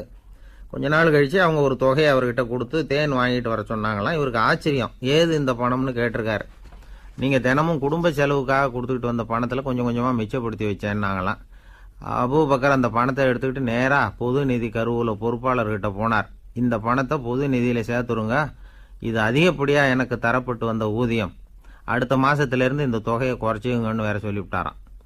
பசியை தணிக்க தேவையான அளவு உணவு, ஒரு ஜோடி உடை, இதை தவிர கூடுதலாக மக்கள் பொது நிதியிலிருந்து வாங்கிக்கிறதுக்கு என் குடும்பத்தாருக்கு உரிமை இல்லை அப்படின்னு சொல்லி கண்டிப்பாக சொல்லிவிட்டாராம். அவர் வாங்கிட்டு வந்த இந்த குறைந்த ஊதியம் கூட அவர் மனசை உறுத்திக்கிட்டே இருந்தது. கடைசி நேரம் அவர் தம்முடைய மகள் ஆயிஷா அவர்களை அழைச்சார். மகளே, இதுவரைக்கும் பொது நிதியிலிருந்து நான் வாங்கிட்டு வந்த தொகை என்னுடைய இதயத்தில் பாரமாக அழுத்திக்கிட்டு இருக்கு. என் தோட்டத்தை விற்று அதில் வர்ற பணத்திலிருந்து நான் இதுவரைக்கும் வாங்கிட்டு வந்த ஊதிய தொகையை கணக்கு போட்டு பொது நிதியில் சேர்த்துடு அப்படின்னாராம். பதவி ஏற்கிறதுக்கு முன்னாடி தன்கிட்ட இருந்ததை விட இப்போ கூடுதலாக என்ன சொத்து இருக்குன்னு பார்த்துருக்கார். ஒரு ஒட்டகம், ஒரு கோப்பை, ஒரு பணியாள். இதையும் அடுத்தபடியாக கலீஃபாவா வர்றவர்கிட்ட ஒப்படைச்சிருங்க அப்படின்னு விட்டாராம். அதே மாதிரி அடுத்து வந்த உமர்கிட்ட ஒப்படைச்சாங்க. அப்போ உமர் சொன்னாராம், அபூபக்கரே, இந்த முன்மாதிரியால் உங்களுக்கு பிறகு இந்த ஆட்சி பொறுப்பை ஏற்கிறவர்களை பெரும் நெருக்கடிக்கு ஆளாகி விட்டீங்க அப்படின்னு சொல்லி ரொம்ப கண் கலங்கினாராம். கடைசியாக அபூபக்கர் தன்னுடைய குடும்பத்தாருக்கு விட்டு சென்ற சொத்து ஒரு படுக்கை விரிப்பு, ஒரு போர்வை, அவ்வளவுதான். இது சிந்திக்க வேண்டிய ஒரு செய்தி. ஒரு ஊரில் ஒரு மன்னர் இருந்தாராம். அமைச்சர் அவர்கிட்ட சொன்னாராம், மன்னா, நம்ம ராஜ்யத்தில் இனிமே லஞ்ச ஊழலே இருக்காதுன்னாராம். ஆஹா, அப்படின்னா ஊழல் பேர் வழிகளையெல்லாம் நாடு கடத்தியாச்சா அப்படின்னு கேட்டிருக்காரு மன்னர். இதுக்கு அவரு, அப்படி இல்லைங்க, இனிமே கொடுக்கறதுக்கு ஜனங்கள்கிட்ட பணமே இல்லை அப்படின்னு. ஒரு ஊரில் ஒரு மன்னன் இருந்தான், கொடுங்கோல் மன்னன். நிறைய தொந்தரவு பண்ணிக்கிட்டு இருந்தான். அவன் ஒரு தடவை என்ன பண்ணான் தெரியுமா? ஒரு தப்பும் பண்ணாத ஒரு இளைஞனை பிடிச்சி ஜெயிலில் அடைச்சுட்டான். அந்த பையனோட சொந்தக்காரங்கள்லாம் ராஜா கிட்ட போனாங்க. அவன் ஒரு தவறும் பண்ணலை, அவனை விடுதலை பண்ணுங்க அப்படின்னு கெஞ்சி கேட்டுக்கிட்டாங்க. மன்னன் யோசனை பண்ணான். அந்த இளைஞனை கூப்பிட்டுக்கிட்டு வர சொன்னான். அவனை கொண்டாந்து ராஜா முன்னாடி நிறுத்தினாங்க. இதை பாருப்பா, உன்னை நான் விடுதலை பண்ணுவேன், ஆனால் ஒரு கண்டிஷன். அந்த நிபந்தனையை நீ நிறைவேற்றினா உனக்கு விடுதலை அப்படின்னா மன்னன். சரின்னு ஒத்துக்கிட்டான் பையன். மன்னன் கண்டிஷன் என்னங்கிறத சொன்னான். உங்ககிட்ட ஒரு செம்மறி ஆட்டை கொடுக்க போகிறேன். 1 மாதத்துக்கு அதுக்கு தேவையான தீனியையும் கொடுக்க போகிறேன். 1 மாதம் கழித்து அந்த ஆட்டை எடை போட்டு பார்ப்பேன். அந்த ஆட்டின் எடை கொஞ்சம் கூட கூடி இருக்கக்கூடாது. எடை கூடி இருந்தால் உனக்கு விடுதலை கிடையாது. என்ன சொல்கிற அப்படின்னா. பையனுக்கு ஒன்றும் புரியல, பயமாக போயிட்டுது. குழம்பிக்கிட்டே நின்றுக்கிட்டு இருக்கிறான். சரி, ஒரு நாள் டைம் தரேன், நல்லா யோசனை பண்ணி பார்த்துட்டு நாளைக்கு உன் முடிவை சொல்லு அப்படின்னா மன்னன். பையன் கவலையோடு வெளியில் வந்தான். அங்கே ஒரு பெரியவர் நின்றுக்கிட்டு இருந்தார். அவர்கிட்ட விஷயத்தை சொன்னான். அந்த பெரியவர் இந்த பையனுக்கு காதோட காதாக ஒரு வழியை சொல்லி கொடுத்தார். அதை கேட்டதும் பையன் மறுபடியும் மன்னன் முன்னாடி நின்னா, உங்கள் நிபந்தனையை ஏற்றுக்கிறேன்னு சொன்னான். மன்னன் ஒரு ஆட்டுக்குட்டியையும் அதுக்கு 1 மாதத்துக்கு தேவைப்படுற தீவனத்தையும் கொடுக்கும்படியாக உத்தரவு போட்டான். கொடுத்தாங்க, ஓடிட்டு போயிட்டான். 1 மாதம் தினமும் தவறாமல் அந்த தீவனத்தை ஆட்டுக்குட்டிக்கு போட்டுக்கிட்டு இருக்கிறான். 1 மாதம் கழித்து அந்த ஆட்டை அரண்மனைக்கு ஓட்டிகிட்டு போனான். மன்னன் அதை எடை போட்டு பார்க்குறான். எடை கூடவே இல்லை, அப்படியே தான் இருக்குது. உடனே போட்ட நிபந்தனைப்படி அந்த இளைஞனை விடுதலை பண்ணிவிட்டான். சரி, ஆட்டுக்கு எடை கூடாமல் இருக்கிறதுக்கு அந்த பெரியவர் சொல்லி கொடுத்த யோசனை என்ன அப்படின்னா, அது வேற ஒன்றும் இல்லை. அந்த ஆட்டுக்கு எதிரில் அது கண்ணில் படுற மாதிரி ஒரு ஓநாயை கட்டி போட சொன்னார். அவ்வளவுதான். ஆட்டுக்கு ஓநாய்ங்கிறது பிறவி பகை. ஓநாயை பார்த்தா ஆடு நடுங்க ஆரம்பிச்சிரும், அவ்வளவு பயம். தினமும் அந்த ஆடு பயந்துக்கிட்டே தீனி சாப்பிட்டுது, எடை கூடல. அதுதான் ரகசியம். இது சின்ன பிள்ளைங்களுக்கான ஒரு கதை. இதிலேருந்து தெரிஞ்சிக்க வேண்டிய உண்மை என்னென்னா, நாமெல்லாம் சாப்பிட்றப்ப மனசும் உடம்பும் அமைதியாக இருக்கணும். அப்போ தான் அது உடம்புல ஒட்டும். அவசரத்துலேயும் பயத்துலையும் சாப்பிட்டா அது சரியாக ஜீரணம் ஆகாது. இன்னொரு ராஜா இருந்தார். அவரும் ஒரு இளைஞனை ஜெயிலில் அடைச்சி விட்டார். விடுதலை பண்ணணும்னா ஒரு கண்டிஷன்னார். என்னன்னு கேட்டான். ஒரு ஆட்டுக்குட்டியை அவன் முன்னாடி கொண்டாந்து நிறுத்துவேன், நீ அதுக்கிட்ட ஒரு கேள்வி கேட்கணும், அதுக்கு சரியான பதிலை சொல்லணும். அப்படி செஞ்சுட்டா உனக்கு விடுதலைன்னார். இளைஞன் யோசனை பண்ணி பார்த்தான். சரின்னு ஒத்துக்கிட்டான். அது பிரகாரமே ஆட்டுக்குட்டியை பதில் சொல்ல வச்சுட்டான். என்ன நடந்தது தெரியுமா? ஆட்டுக்குட்டியை கொண்டாந்து நிறுத்தினாங்க. இவன் மெதுவாக அதுக்கிட்ட போனான். அது காதுகிட்ட போய் ஏப்ரலுக்கு அடுத்த மாதம் என்ன மாதம்னு கேட்டான். அது உடனே மேன்னு கத்திச்சு. இவன் விடுதலை ஆயிட்டான். லோகமானிய பால கங்காதர திலகர் இருந்தார்ல, அவருக்கு 15 வயசுலேயே கல்யாணம் நடந்துதான். மனைவி பேர் தபிபாய். ரொம்ப பெரிய குடும்பத்து பொண்ணு, நல்ல குணம். அவங்க குடும்பம் நடத்திக்கிட்டு இருக்கிறாங்க. அந்த காலத்தில் திருடர்கள் பயம் அதிகம். இந்த காலத்தில் மட்டும் என்னன்னு கேட்குறீங்களா? நீங்கள் கேட்குறது நியாயம்தான். இருந்தாலும் இந்த காலத்து திருடனுக்கும் அந்த காலத்து திருடனுக்கும் ஒரு முக்கியமான வித்தியாசம் உண்டு. அதாவது அந்த காலத்து திருடன்லாம் நியாயம் அநியாயம் பார்க்குறது உண்டு, இந்த காலத்தில் அப்படி பார்க்குறது இல்லை. அந்த காலத்தில் திருட வர்றவங்கள்ட்ட கூட ஒரு தார்மீக உணர்வு உண்டாம். அதாவது அப்போ உள்ள கொள்ளைக்காரங்க எதை களவாடினாலும் சரி, அரிசியை மட்டும் களவாடுறது இல்லையா, அப்படி ஒரு கொள்கை. அதனால் பாருங்கள், அந்த காலத்து பெண்கள் நகை நட்டுகளை பத்திரமா வைக்கணும்னா பெட்டியில் வைக்கிறது இல்லை, அரிசி பானையில் போட்டு வச்சு விடுறது. இப்போல்லாம் பேங்க்கில் சேஃப்டி லாக்கர்னு இருக்குல்ல, அது மாதிரி அந்த காலத்தில் சேஃப்டி லாக்கருங்கிறது அரிசி பானை. இந்த வளையல், மூக்குத்தி, தோடு இப்படி எதுவாக இருந்தாலும் அதில் போட்டு பத்திரமா வச்சுருவாங்க. திருடன் அரிசி பானை பக்கம் போகிறதில்ல. ஏன்னா சாப்பிட்ற விஷயத்தில் கை வைக்கக்கூடாது, அது பாவம் அப்படின்னு அவன் நினைக்கிறான். திலகரோட மனைவி தபீபாயும் அதே மாதிரி தன்னுடைய ஆபரணங்களை ஒரு அரிசி பானைக்குள்ளே போட்டு மூடி வச்சுருந்தாங்களாம். இப்படி இருந்தப்போ ஒரு நாள் ஒரு பிச்சைக்கார பொண்ணு வீடு வீடாக பிச்சை கேட்டுக்கிட்டே வந்திருக்குது. திலகர் வீட்டுக்கும் தர்மம் போடுங்க தாயே அப்படின்னு தான் அந்த பொண்ணு. அந்த அம்மா தபீபாய் காதில் இது விழுந்திருக்கு. உடனே கை நிறைய அரிசி அள்ளிக்கிட்டு போட்டிருக்கு. பாத்திரத்தில் அரிசியை போட்டதுக்கு அப்புறம் தான் தெரியுது பளிச்சுன்னு கண்ணில் படுது அது. அதாவது அந்த அம்மாவோட வைர மூக்குத்தி ஒன்று அரிசியோடு சேர்ந்து அந்த பிச்சைக்கார பொண்ணு பாத்திரத்தில் போய் விழுந்துட்டுது. இந்த அம்மாவுக்கு மனசுக்குள்ளே குழப்பம், என்ன இப்படி ஆகிட்டுதே, மூக்குத்தி போயிட்டுதே, பிச்சை பாத்திரத்துலேருந்து அதை எப்படி எடுக்கிறது அப்படின்னு தயக்கம், வாயை திறந்து அதை கேட்கறதுக்கும் கூச்சம். திண்ணையில் உட்காந்துருந்த திலகர் இவ்வளவையும் பார்த்துக்கிட்டு இருக்கிறார். மனைவியின் மனசுக்குள்ளே நடக்கிற மௌன போராட்டத்தை அவர் நல்லா புரிஞ்சுக்கிட்டாராம். மனைவியை பார்த்து சொன்னாராம், தபீபாய், இது தெய்வ சம்மதம், அவளுக்கு சேர வேண்டிய மூக்குத்தி அவகிட்ட போயிட்டுது, பிச்சை பாத்திரத்தில் விழுந்த மூக்குத்தியை எடுக்க வேணாம் அப்படின்னாராம். சரின்னு சொல்லிவிட்டு மேற்கொண்டு எதுவும் சொல்லாமல் அந்த அம்மா வீட்டுக்குள்ளே போயிட்டாங்களாம். இந்த காலத்துலலாம் அது மாதிரி நடக்குமா? வெறும் அரிசியை போட்டுவிட்டு விவகாரம் பண்ணிகிட்டு இருக்க மாட்டோமா? ஒரு பெரிய மனுஷன் வீட்டுக்கு ஒரு பிச்சைக்காரன் வந்தான். ஐயா, நாங்கள் பிச்சைக்காரங்கள்லாம் சேர்ந்து ஒரு சங்கம் வச்சுருக்குறோம், அதுக்கு நிதி சேர்க்குறோம், அதுக்கு ஒரு 100 ரூபா கொடுத்தீங்கன்னா எங்களுக்கு பெரிய உதவியாக இருக்கும் அப்படின்னானா. அதெல்லாம் ஒன்றும் கொடுக்க முடியாது போ அப்படின்னாரான் அவர். அப்படின்னா ஒரு 50 ரூபாயாவது கொடுங்களேன் அப்படின்ட்டுருக்கான். அதுவும் முடியாதுன்னு சொல்லிவிட்டார். 25 ரூபா அப்படின்ட்டுருக்கான். எதுவும் முடியாது அப்படின்னாரான். சரிங்க, இவ்வளவு பெரிய வீட்டுக்கு வந்துட்டு வெறுங்கையோடு திரும்புறது நல்லா இருக்காது, அதனால் சும்மா ஒரு 1 ரூபா மட்டுமாவது கொடுங்க அப்படின்ட்டுருக்கான் அவன். ஒரு பைசா கூட என்கிட்ட கிடையாது அப்படின்னு விட்டாரான் இவர். அப்படின்னா நீங்கள் ஒரு காரியம் பண்ணுங்களேன் அப்படின்னானா அவன். என்ன செய்யணும் அப்படின்ட்டுருக்கார். எங்கள் சங்கத்தில் நீங்களும் ஒரு மெம்பராக சேர்ந்துருங்க அப்படின்னானா. ஒரு சிகை அலங்கார கூடம், ரொம்ப சுறுசுறுப்பாக எல்லாரும் வேலை செஞ்சிகிட்டு இருக்கிறாங்க. முடிவெட்டிக்க வந்திருக்கிறவங்க நிறைய பேர், எல்லாரும் வரிசையாக உட்காந்துருக்குறாங்க. அந்த சமயத்தில் திடீர்னு கதவை திறந்துக்கிட்டு ஒருத்தர் உள்ளே வர்றார். அவர் ஒரு பெரிய மனிதர், அவரும் முடிவெட்டிக்கிறதுக்காக தான் உள்ளே வந்திருக்கிறார். அவரை பார்த்த உடனே அங்கே வரிசையில் உட்காந்துருந்தவங்க எல்லாரும் எழுந்திரிச்சு அவர்கிட்ட வந்துட்டாங்க. அவரை சுற்றி நின்றுக்கிட்டாங்க. எப்படி இருக்கிறீங்க, நல்லா இருக்கீங்களா அப்படின்னு விசாரிக்க ஆரம்பிச்சிட்டாங்க. எல்லாம் முடிஞ்சதும் வந்தவர் கேட்டார், வரிசையில் கடைசியாக இருக்கிறவர் யார் அப்படின்னு கேட்டார். ஏன்னு கேட்டாங்க. நான் அதுக்கு அடுத்தபடியாக உட்காரணும், அதுக்காக தான் கேட்குறேன் அப்படின்னார். உடனே அங்கே இருந்தவங்கள்லாம் என்ன சொன்னாங்க தெரியுமா?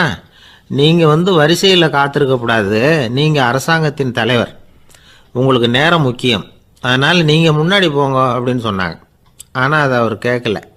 தோழர்களே, உங்களுடைய கருத்துக்கு ரொம்ப நன்றி, எல்லாரும் வரிசையாக தான் வரணும், அதுதான் முறை, வரிசையில் வரணுங்கிற நடைமுறையை நானும் பின்பற்ற விரும்புகிறேன், நாம் எல்லாரும் சமமானவர்கள் அப்படின்னார்.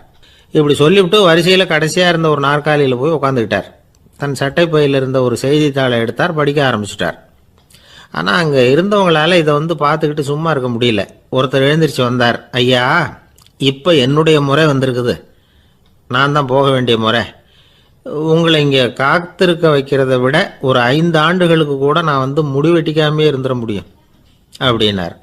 அவர் மறுபடியும் சொன்னார், ஐயா, நீங்கள் வரிசை முறையை தாண்டி போக விருப்பப்படல, சரி, ஆனால் என்னுடைய முறையை மாற்றி கொடுக்கறதுக்கு எனக்கு முழு உரிமை இருக்குது, இதுக்கு பதிலாக உங்களுடைய கடைசி இடத்த நான் எடுத்துக்கிறேன், இதை நீங்கள் மறுக்க முடியாதுன்னார். அங்கே இருந்த மற்றவங்களும் இதை ஒரு மனசாக வற்புறுத்த ஆரம்பிச்சிட்டாங்க. அந்த பெரிய மனிதர் பார்த்தார், சரின்னு கடைசியாக ஒத்துக்கிட்டார். அவர் யார் தெரியுமா? அவர் தான் மாவீரர் லெனின். ரஷ்யாவில் கிரெம்ளின் சிகை அலங்கார கூடத்தில் தான் இது நடந்தது. எல்லாரும் இந்நாட்டு மன்னர்கள்னு வாயளவில் பேசுகிறதுல என்ன பிரயோஜனம்? நாம் எல்லாரும் சமங்கிறத நடைமுறையில் கடைப்பிடிச்சி காட்டினவங்க கொஞ்சம் பேர் தான். அவங்களில் ஒருத்தர் தான் லெனின். வரிசையில் நின்று வர்றதுங்கிறது ஒரு சிறந்த பண்பு, உயர்ந்த பண்பு. இன்றைக்கி பல இடங்களில் அது நமக்கு தேவைப்படுது. ஒரு ரேஷன் கடைவாசல், கடை திறக்கிறதுக்கு முன்னாடியே எல்லோரும் வரிசையில் நின்றுட்டாங்க. கடைசியாக வந்த ஒருத்தர் க்யூவில் முன்னாடி போகிறதுக்கு முயற்சி பண்ணுறார். ஏற்கனவே நின்றுட்டு இருக்கிறவங்க அவரை முன்னாடி போகிறதுக்கு விட மாட்டேங்கிறாங்க. கடைசியாக போய் நில்லையா அப்படின்னு எல்லோரும் கத்துறாங்க. அதான் அவர் காதில் வாங்கலை, முண்டி அடிச்சுக்கிட்டு முன்னாடி போகிறதுக்கே முயற்சி பண்ணிகிட்டு இருக்கிறார். எல்லாரும் சேர்ந்து அவரை வலுக்கட்டாயமாக இழுத்து கொண்டாந்து பின்னாடி கொண்டு போய் நிறுத்திவிட்டாங்க. நிறுத்திவிட்டு சொன்னாங்க, இதை பாருப்பா, நாங்கள் இருக்கிற வரைக்கும் நீங்கள் முன்னாடி போய் எதையும் வாங்க முடியாது, தெரிஞ்சுக்கோ அப்படின்னாங்க. இப்போ அந்த ஆள் சொன்னாராம், நான் இங்கே பின்னாடி நிற்கிற வரைக்கும் நீங்களும் எதுவும் வாங்க முடியாது அப்படின்னாராம். ஏன்னு கேட்டிருக்கிறாங்க. நான் தான் அந்த கடையை திறக்க வேண்டிய ஆள் அப்படின்னா. கணவன் மனைவி அன்பாக இருக்கணும், ஒருத்தர் நல்லா புரிஞ்சுக்கணும், விட்டு கொடுக்குற மனப்பான்மை வேணும், அதுதான் ஒரு நல்ல குடும்பம். இன்றைக்கி பல குடும்பங்களில் அர்த்தமில்லாத சண்டைகள் தான் அதிகம். கிராமப்புறங்களில் வேடிக்கையாக ஒரு கதை சொல்லுவாங்க. ஒரு ஊரில் ஒரு ஆள் இருந்தான், வேலை வெட்டி இல்லாமல் சும்மாவே இருந்தான். அவனுக்கு கல்யாணம் பண்ணி வச்சாங்களாம். மனைவி வந்து சேர்ந்தா. சும்மாவே உட்காந்துருக்கிறியே, ஏதாவது சம்பாதிக்கிற வழியை பாரு அப்படின்ட்டுருக்கா. அதுக்கு தான் யோசனை பண்ணிகிட்டு இருக்கிறேன், ஒரு அருமையான ஐடியா அப்படின்னு நானா. என்ன அது சொல்லு அப்படின்ட்டுருக்கா. அவன் ஒரு ஆட்டுக்குட்டி வாங்க போகிறேன்ருக்கான். அதை வாங்கி என்ன பண்ண போகிறேன்னா, அந்த குட்டி வளரும், பெருசாகும், அதுக்கப்புறம் அது நிறைய குட்டி போடும் அப்படின்ட்டுருக்கான். சரி, அப்புறம் என்ன, அதையெல்லாம் சந்தையில் கொண்டுட்டு போய் விற்றுவிட்டு அந்த காசுக்கு ஒரு எருவு மாடு வாங்கலாம். சரி, அது எதுக்கு? எருவு மாடு நிறைய பால் கொடுக்கும், அதை கொண்டுகிட்டு போய் பால் பண்ணையில் கொடுப்பேன், அல்லது நானே விற்றுருவேன், கை நிறைய காசு கிடைக்கும். அதுக்கப்புறம் ஒரு பசுமாடு வாங்குவேன், பாலையும் விற்கலாம், நாமளும் காஃபி போட்டு சாப்பிட்லாம், இப்படிலாம் சொல்லியிருக்கான். அப்போ அந்த பொண்ணு சொல்லிச்சான், அடுத்த தெருவில் இருக்கிற எங்கள் அம்மா வீட்டுக்கும் கொஞ்சம் பால் கொடுத்து அனுப்பலாம் அப்படின்ட்டுருக்கான் அந்த பொண்ணு. இந்த இடத்துல கணவனுக்கு கோபம் வந்துட்டுது. அது எப்படி உங்கள் அம்மா வீட்டுக்கு எதுக்கு கொடுக்கணும், அதெல்லாம் முடியாதுன்றிருக்கான். இந்த இடத்துல சண்டை ஆரம்பமாயிட்டுது. கொஞ்ச நேரத்தில் 2 பேரும் சத்தம் போட ஆரம்பிச்சிட்டாங்க. கடுமையான சண்டை நடக்கிறத பக்கத்து வீட்டுக்காரன் காதில் வாங்கினான். அவன் ஓடியாந்தான். அவனுக்கு தெரியும், வாங்காத மாட்டுக்காக இப்படி சண்டை போட்டுக்கிட்டு இருக்கிறாங்கங்கிறது அவனுக்கு புரியும். அவன் ஓடி வந்து சொன்னான், ஏண்டா உன்னோட பசுமாட்டை ஒழுங்காக கட்டி போடக்கூடாதான்ருக்கான். என்னடா சொல்கிறேன்னா, இவன் உன் மாடு என் தோட்டத்தில் வந்து மேய்ஞ்சுட்டுது, பயிரெலாம் நாசமாயிட்டுது, 10,000 ரூபா அளவுக்கு சேதம், அதை வாங்கிட்டு போகிறதுக்கு தான் வந்தேன், குடுறா 10,000 நானா. இவன் அரண்டு போயிட்டான். அப்புறம் சொன்னான், டே நான் இன்னும் மாடே வாங்கலையே, அதுக்குள்ளே அது வந்து எப்படிடா உன் தோட்டத்தில் மேயும், என்னடா உளர்றேன்ருக்கான். நீ தாண்டா இப்போ உளறிக்கிட்டு இருக்க, மாடே வாங்கலை, அதுக்குள்ளே எப்படிடா வந்து உன்னுடைய மனைவி அவங்க அம்மா வீட்டுக்கு பால் கொடுத்து அனுப்ப முடியும் அப்படின்னு அவன் கேட்டானா. நம்மளால இப்போ தான் புத்தி வந்துதான், அர்த்தமே இல்லாத சண்டை போட்டுக்கிட்டு இருக்கிறோம் அப்படிங்கிறத அவன் புரிஞ்சுக்கிட்டானான். இது நம்ம முன்னோர்கள் சொல்லியிருக்கிற ஒரு கதை. சண்டையில் தான் அர்த்தம் இல்லையே தவிர கதையில் அர்த்தம் உண்டு. அதாவது இல்லாத விஷயங்களுக்காக சண்டை போட்டுக்கிட்டு இல்லறத்தை வீணாக்கிக்கிட்டு இருக்கிற மனிதர்கள் இன்றைக்கு நிறைய பேர் இருக்கிறாங்க. ஒருத்தன் தன்னுடைய மனைவியை பற்றி மாமனார்கிட்ட புகார் சொன்னானா, மாமா உங்கள் பொண்ணு அர்த்தமில்லாத சண்டை போடுறா, எதுக்கு எடுத்தாலும் எடுத்து எறிஞ்சு பேசுகிறா அப்படின்ட்டுருக்கான். நீ எப்படி மாப்பிள்ளை அதை சமாளிக்கிற அப்படின்னு கேட்டிருக்காரு அவர். அவள் எடுத்து எறியறது என் மேலே படாமல் ஒதுங்கி நின்றுக்கிறேன் அப்படின்னு நானா. ஆசைப்படுறதுல தப்பு இல்லை, ஆனால் அந்த ஆசை தேவைக்கு தகுந்த மாதிரி இருக்கணும். தேவைக்கு மீறிய ஆசைகள் இருக்கு பாருங்க, அது தேவையில்லை. இந்த கருத்தை வலியுறுத்தது மாதிரி ஒரு கதை உண்டு. தேவேந்திரனுக்கு திடீர்னு வீடு கட்டணும்னு ஒரு ஆசை வந்துதான்.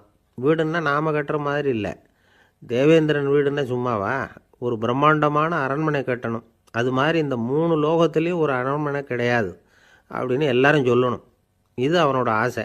உடனே தேவ தச்சரான விஸ்வகர்மாவை கூப்பிட்டான், உத்தரவு போட்டான். விஸ்வகர்மா தன்னுடைய உதவியாளர்களை எல்லாம் கூப்பிட்டு ஒன்றா சேர்த்துக்கிட்டார். படாத பாடுபட்டு ஒரு பெரிய அரண்மனையை கட்டி முடித்தார். கட்டி முடிக்க 1000 வருஷம் ஆச்சு. தேவேந்திரன் வந்து பார்க்குறான். அவனுக்கு திருப்தி ஏற்படலை. என்னுடைய அந்தஸ்துக்கு இது ரொம்ப சாதாரணமான கட்டிடம், இதை விட இன்னும் பெருசாக கட்டு அப்படின்னா. தேவ தச்சர் திணறி போயிட்டார். அவரால் அதுக்கு மேலே எதுவும் செய்ய முடியல. என்ன பண்ணுறதுன்னு யோசனை பண்ணார். நேராக நாரதர் காலில் போய் விழுந்தார். நீங்கள் தான் என்னை இந்த பிரச்சனையிலேருந்து காப்பாற்றணும்னார். நாரதர் யோசனை பண்ணார். சரி கவலைப்படாதேன்னார். நேராக இந்திரன்கிட்ட போனார். இந்திரன் வந்து நாரதரை பார்த்த உடனே வாங்கன்னு கூட்டிகிட்டு போய் அரண்மனையை காட்டினான். இது மாதிரி ஒரு அரண்மனையை நீங்கள் வேறு எங்கேயாவது பார்த்துருக்குறீங்களா அப்படின்னு ரொம்ப பெருமையாக கேட்டான். நான் பார்த்ததில்ல, ஆனால் என்னை விட வயசில் மூத்தவர் மகரிஷி லோமேசர், அவர் ஒரு வேளை பார்த்துருக்கிறாரா என்னமோ அப்படின்னார். உடனே அவரை மனசில் நினச்சி தியானம் பண்ணினார். அடுத்த கணம் லோமேசர் அங்கே வந்தார். இடையில் ஒரு சின்ன துண்டு, கையில் ஒரு கமண்டலம், தலையில் ஒரு பாய், அவ்வளவுதான் அவர்கிட்ட இருந்தது. எதுக்காக தலையில் எந்த பாய் அப்படின்னு கேட்டான் இந்திரன். என்ன மாதிரி அற்ப ஆயுள் உள்ள ஒரு ஜீவன் தனியாக வீடு கட்டிக்கிட்டு திண்டாடணுமா? இந்த பாய் தான் ஒரு வீடு மாதிரி எனக்கு நிழல் கொடுக்குது அப்படின்னார் அவர். என்னது, உங்களுக்கு வந்து அவ்வளவு கொஞ்சமான ஆயுளா அப்படின்னு ஆச்சரியத்தோடு கேட்டான் இந்திரன். ஆமாம், இதை பாரு, என்னுடைய மார்பில் ஒரு பொற்காசு அளவுக்கு ரோமம் உதிர்ந்துட்டுது. எப்போ என் உடம்புல உள்ள எல்லா ரோமமும் உதிர்ந்துருமோ அப்போ என்னுடைய ஆயுள் முடியும் அப்படின்னார். எப்போ அந்த ரோமங்கள் பூரா உதிரும்னு கேட்டான் இவன். ஒரு பிரம்மா மறைஞ்சதும் ஒரு ரோமம் உதிரும். என் உடம்புல உள்ள ரோமங்களின் எண்ணிக்கை எவ்வளவோ அவ்வளவு பிரம்மாக்கள் தோன்றி அவங்க ஆயுள் முடியும் பொழுது என் உடம்புல உள்ள ரோமங்கள் பூரா உதிரும் அப்படின்னார். அப்படின்னா ஒரு பிரம்மாவோட ஆயுள் எவ்வளவு காலம்னு கேட்டான். ஒரு பிரம்மாவுக்கு 100 தேவ வருஷம். ஒவ்வொரு தேவ வருஷத்துக்கும் 365 தேவ நாள். ஒவ்வொரு தேவ நாள்லேயும் ஒன்றை மாதிரி 14 இந்திரர்கள் தோன்றி மறைகிறாங்க அப்படின்னு மகரிஷி லோமேசர் சொல்கிறார். இதை கேட்டதும் இந்திரன் ஆடி போயிட்டான். அவ்வளவு ஆயுள் உள்ள இவரே அற்ப ஆயுள்னு சொல்கிறார். நான் என்னுடைய ஆயுளை பெருசாக நினச்சிக்கிட்டு பிரம்மாண்டமான அரண்மனை கட்டணும்னு ஆசைப்படுறேனே அப்படின்னு நினச்சான். எனக்கு வீடு கட்டின வரைக்கும் போதும்னு விட்டான். அதனால் நாமெல்லாம் நம்முடைய தேவைக்கு தகுந்த மாதிரி ஆசைப்படுறது தான் நியாயம். ஆனால் அப்படியே நடந்துக்கிறோம். மனுஷன் கடவுளையே ஏமாற்றி காசு வாங்கிறதுக்குள்ள ஆசைப்படுறான். ஒருத்தன் கடவுளை நினச்சி தவம் இருந்தான். கடவுள் நேரில் வந்தார். தேவலோகத்தில் ரூபாய்க்கெல்லாம் என்ன மதிப்புன்னு கேட்டான். அங்கெல்லாம் ரூபாய்ங்கிறது உங்கள் பணத்தில் 1 கோடி ரூபாய்க்கு சமம். அதாவது தேவலோகத்தில் 1 ரூபான்னா இங்கே 1 கோடி ரூபா. அது மாதிரி எங்களுக்கு ஒரு நாளுங்கிறது உங்கள் கணக்கில் 1 கோடி வருஷத்துக்கு சமம் அப்படின்னார் கடவுள். அப்படின்னா எனக்கு நீங்கள் அதிகமாக எதுவும் தர வேணாம், உங்கள் கணக்குப்படி ஒரே 1 ரூபா கொடுங்க, அது போதும்னா இவன் ரொம்ப சாமர்த்தியமாக. கடவுள் யோசனை பண்ணார். அது ஒன்றும் கஷ்டம் இல்லை, 1 ரூபா தானே கேட்குற, கொடுத்துட்றேன். ஆனால் இப்போ வரும்பொழுது நான் எடுத்துக்கிட்டு வரல, எங்கள் கணக்குப்படியே 1 நாள் பொறுத்துக்க பணத்தோடு வந்துடுறேன் அப்படின்னு சொல்லிவிட்டு பறந்து போயிட்டேன். இயேசுநாதர்கிட்ட ஒருத்தர் கேட்டாராம், இயேசுவே என்னை எவ்வளவு நேசிக்கிறீர்கள் அப்படின்னு. அவர் தன்னுடைய 2 கைகளையும் அகல விரித்து இவ்வளவு என்று சொல்லி சிலுவையில் உயிர் நீத்தார் அப்படின்னு சொல்லுவாங்க. அதாவது அந்த நேசிப்புக்கு எல்லை கிடையாது, அதே போல் மன்னிப்புக்கும் எல்லை கிடையாது. இது இயேசுநாதர் சொல்லி கொடுத்த ஒரு பாடம். இயேசுனுடைய சீடர்களில் ஒருத்தன் பீட்டர், அவன் ஒரு நாள் இயேசுநாதர்கிட்ட கேட்டிருக்கான், இயேசுவே நான் என்னுடைய தம்பிக்கிட்ட அடிக்கடி சண்டை போட்டுக்கிட்டு இருக்கிறேன், என்னுடைய சகோதரன் கூட, அவனை நான் எத்தனை தடவை மன்னிக்கிறது? ஏற்கனவே 7 தடவை அவனை மன்னிச்சுட்டேன் அப்படின்னு சொல்லியிருக்கிறான். அப்போது இயேசு சொன்னாராம், மன்னிக்கிறதுக்கு எத்தனை தடவைங்கிற கணக்கெல்லாம் கிடையாது, எத்தனை தடவை உன்னுடைய சகோதரன் உன்னை கோபப்படுத்துகிறானோ அத்தனை தடவை நீ மன்னிக்கிறதுக்கும் தயாராக இருக்கணும், அதுதான் அப்படின்னு சொன்னாராம். அப்போ இவனுக்கு ஒன்றும் புரியல, இது என்ன அவன் தப்பு பண்ணிக்கிட்டே இருப்பான், நாம் மன்னிச்சுக்கிட்டே இருக்கிறதா அப்படிங்கிறது மாதிரி குழப்பமாக இருந்திருக்கிறான். அப்போது இயேசுநாதர் தன்னுடைய சீடன் பீட்டர்கிட்ட ஒரு கதை சொன்னாராம். அந்த கதை இன்றைக்கு நாம் எல்லாரும் சிந்தித்து பார்க்க வேண்டிய ஒரு கதை. அதாவது மன்னிப்பை விரும்புகிறவர்கள் மன்னிக்கவும் தயாராக இருக்க வேண்டும் அப்படிங்கிறது தான் அந்த கதையினுடைய தத்துவம்.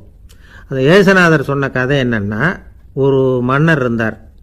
அவர் ஒரு நாள் அரண்மனையில் உட்காந்து கணக்கு வழக்குகள்லாம் பார்த்துக்கிட்டு இருந்தார். நம்ம அரண்மனையிலேருந்து யார் யார் அரசாங்க கடன் வாங்கியிருக்கிறாங்க, யார் யார் திருப்பி செலுத்தியிருக்கிறாங்க அப்படிங்கிற விவரத்தையெல்லாம் பார்த்துக்கிட்டு இருந்தார். அப்போ தான் புரிஞ்சுது, அந்த அரண்மனையில் வேலை செய்கிற ஒருத்தனே அரசாங்க கடன் வாங்கியிருக்கிறான். எவ்வளவு? 10,000 பொற்காசுகள் வாங்கியிருக்கான் கடன். இந்த 10,000 பொற்காசுகளை திருப்பி செலுத்தலை அரசாங்கத்துக்கு. இது மன்னர் கவனத்துக்கு வந்தது. உடனே நம்ம அரண்மனையில் இருக்கிறவனே அரசு கடன் வாங்கி திருப்பி செலுத்தாமல் இருக்கான், அவனை கூப்பிட்டு வாங்கன்னு சொல்லி கூப்பிட்டுட்டு வந்தாங்களாம். விசாரிச்சிருக்கிறாங்க, என்னப்பா நீ எவ்வளவு ஒன்று? ஆமாங்க 10,000 பொற்காசுகள் வாங்கியிருக்கிறேன், இன்னும் திருப்பி கட்டலைன்றிருக்கான். உடனே அவர் மன்னர் சொல்லியிருக்கிறார், நம்ம சட்டத்திட்டப்படி நீ உடனே பணத்தை திருப்பி கட்டிடு, அப்படி உன்னால் கட்ட முடியலன்னா உன்னுடைய வீடு வாசல் சொத்து சுகம் எல்லாத்தையும் விற்று அந்த பணத்தை அரசு கருவூலத்தில் சேர்த்துக்கிறதுக்கு நானே ஏற்பாடு பண்ணிடுறேன் அப்படின்னு அந்த மன்னர் சொன்னாராம். இவன் அப்படியே அதிர்ச்சி ஆகிட்டான், அப்படியே பொத்துன்னு காலில் விழுந்தானா, மன்னா என்னை மன்னிச்சுங்க, என்னால் முடியல, எனக்கு மன்னிப்பு கொடுங்க அப்படின்ட்டுருக்கான். உடனே அவர் எழுந்திரிச்சு, சரி நீ மன்னிப்பு கேட்டுவிட்ட, அதனால் உன்னை மன்னிக்கிறேன், நீ பணம் கட்ட வேண்டாம் அப்படின்னு சொல்லி அந்த மன்னர் அவனை விட்டுட்டாராம். பணத்தையும் தள்ளுபடி பண்ணிட்டார், நீ திருப்பி கட்ட வேண்டான்னு. இவனுக்கு ரொம்ப மகிழ்ச்சி, அதனால் ரொம்ப உல்லாசமாக வந்துகிட்டு இருக்கிறான். தெருவில் வந்துக்கிட்டு இருக்கிறப்ப இவங்கிட்ட கடன் வாங்கின ஒருத்தன் எதுக்கு வந்துக்கிட்டு இருக்கான். அவன் இவங்கிட்ட ஒரு 100 பொற்காசுகள் கடன் வாங்கியிருக்கான். அவன் வந்தான், இவன் போய் அவன் சாட்டையாக பிடிச்சிக்கிட்டான், நீ எப்படா என் கடனை திருப்பி கொடுக்க போகிறேன்னு.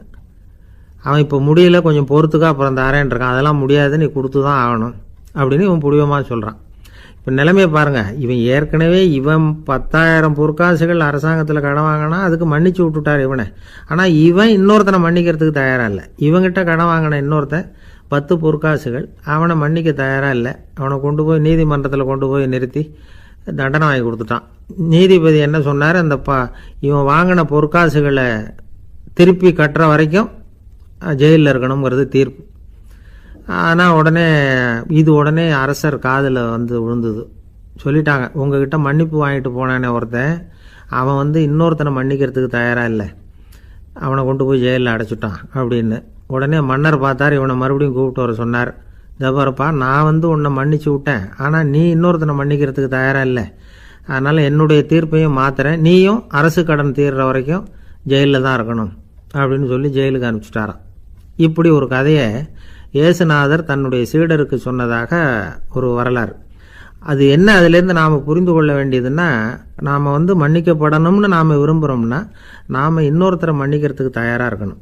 அதனால் நாம் இன்னொருத்தரை யாரையும் மன்னிக்க மாட்டோம், ஆனால் என்ன இன்னொருத்தரை மன்னிக்கணும் அப்படிங்கிறது மாதிரி செய்யக்கூடாதுன்னு சொல்லுவாங்க. அது மாதிரி நாம் இப்போ இது தப்பாக புரிஞ்சுக்கிறவங்களும் இருக்கிறாங்க. பாவம் மன்னிப்புங்கிறதுலாம் எதுக்குன்னா, அதாவது மறுபடியும் பாவம் செய்யாமல் இருக்கிறதுக்காக தான். அதான் மன்னிக்கிறாரே அப்படிங்கிறதுக்காக மறுபடியும் பாவம் பண்ணிகிட்டு இருக்கிறது இல்லை. அதான் ஒருத்தர் கேட்டாராம், பாவத்திலேருந்து மன்னிப்பு கிடைக்கணும்னா நீ என்ன செய்யணும் அப்படின்னு கேட்டிருக்கார்.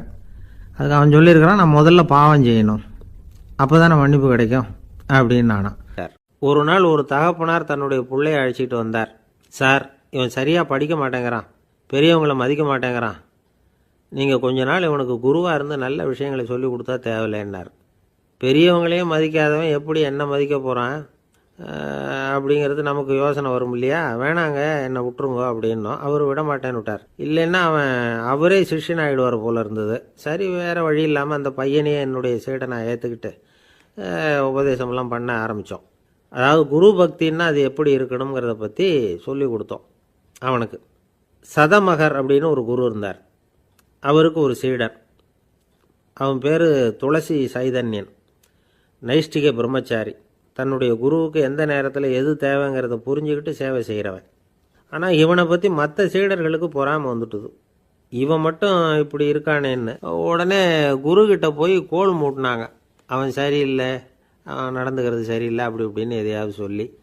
இருந்தாலும் இதையெல்லாம் அந்த குரு நம்பலை. அவருக்கு தெரியும் யார் யார் எப்படின்னு.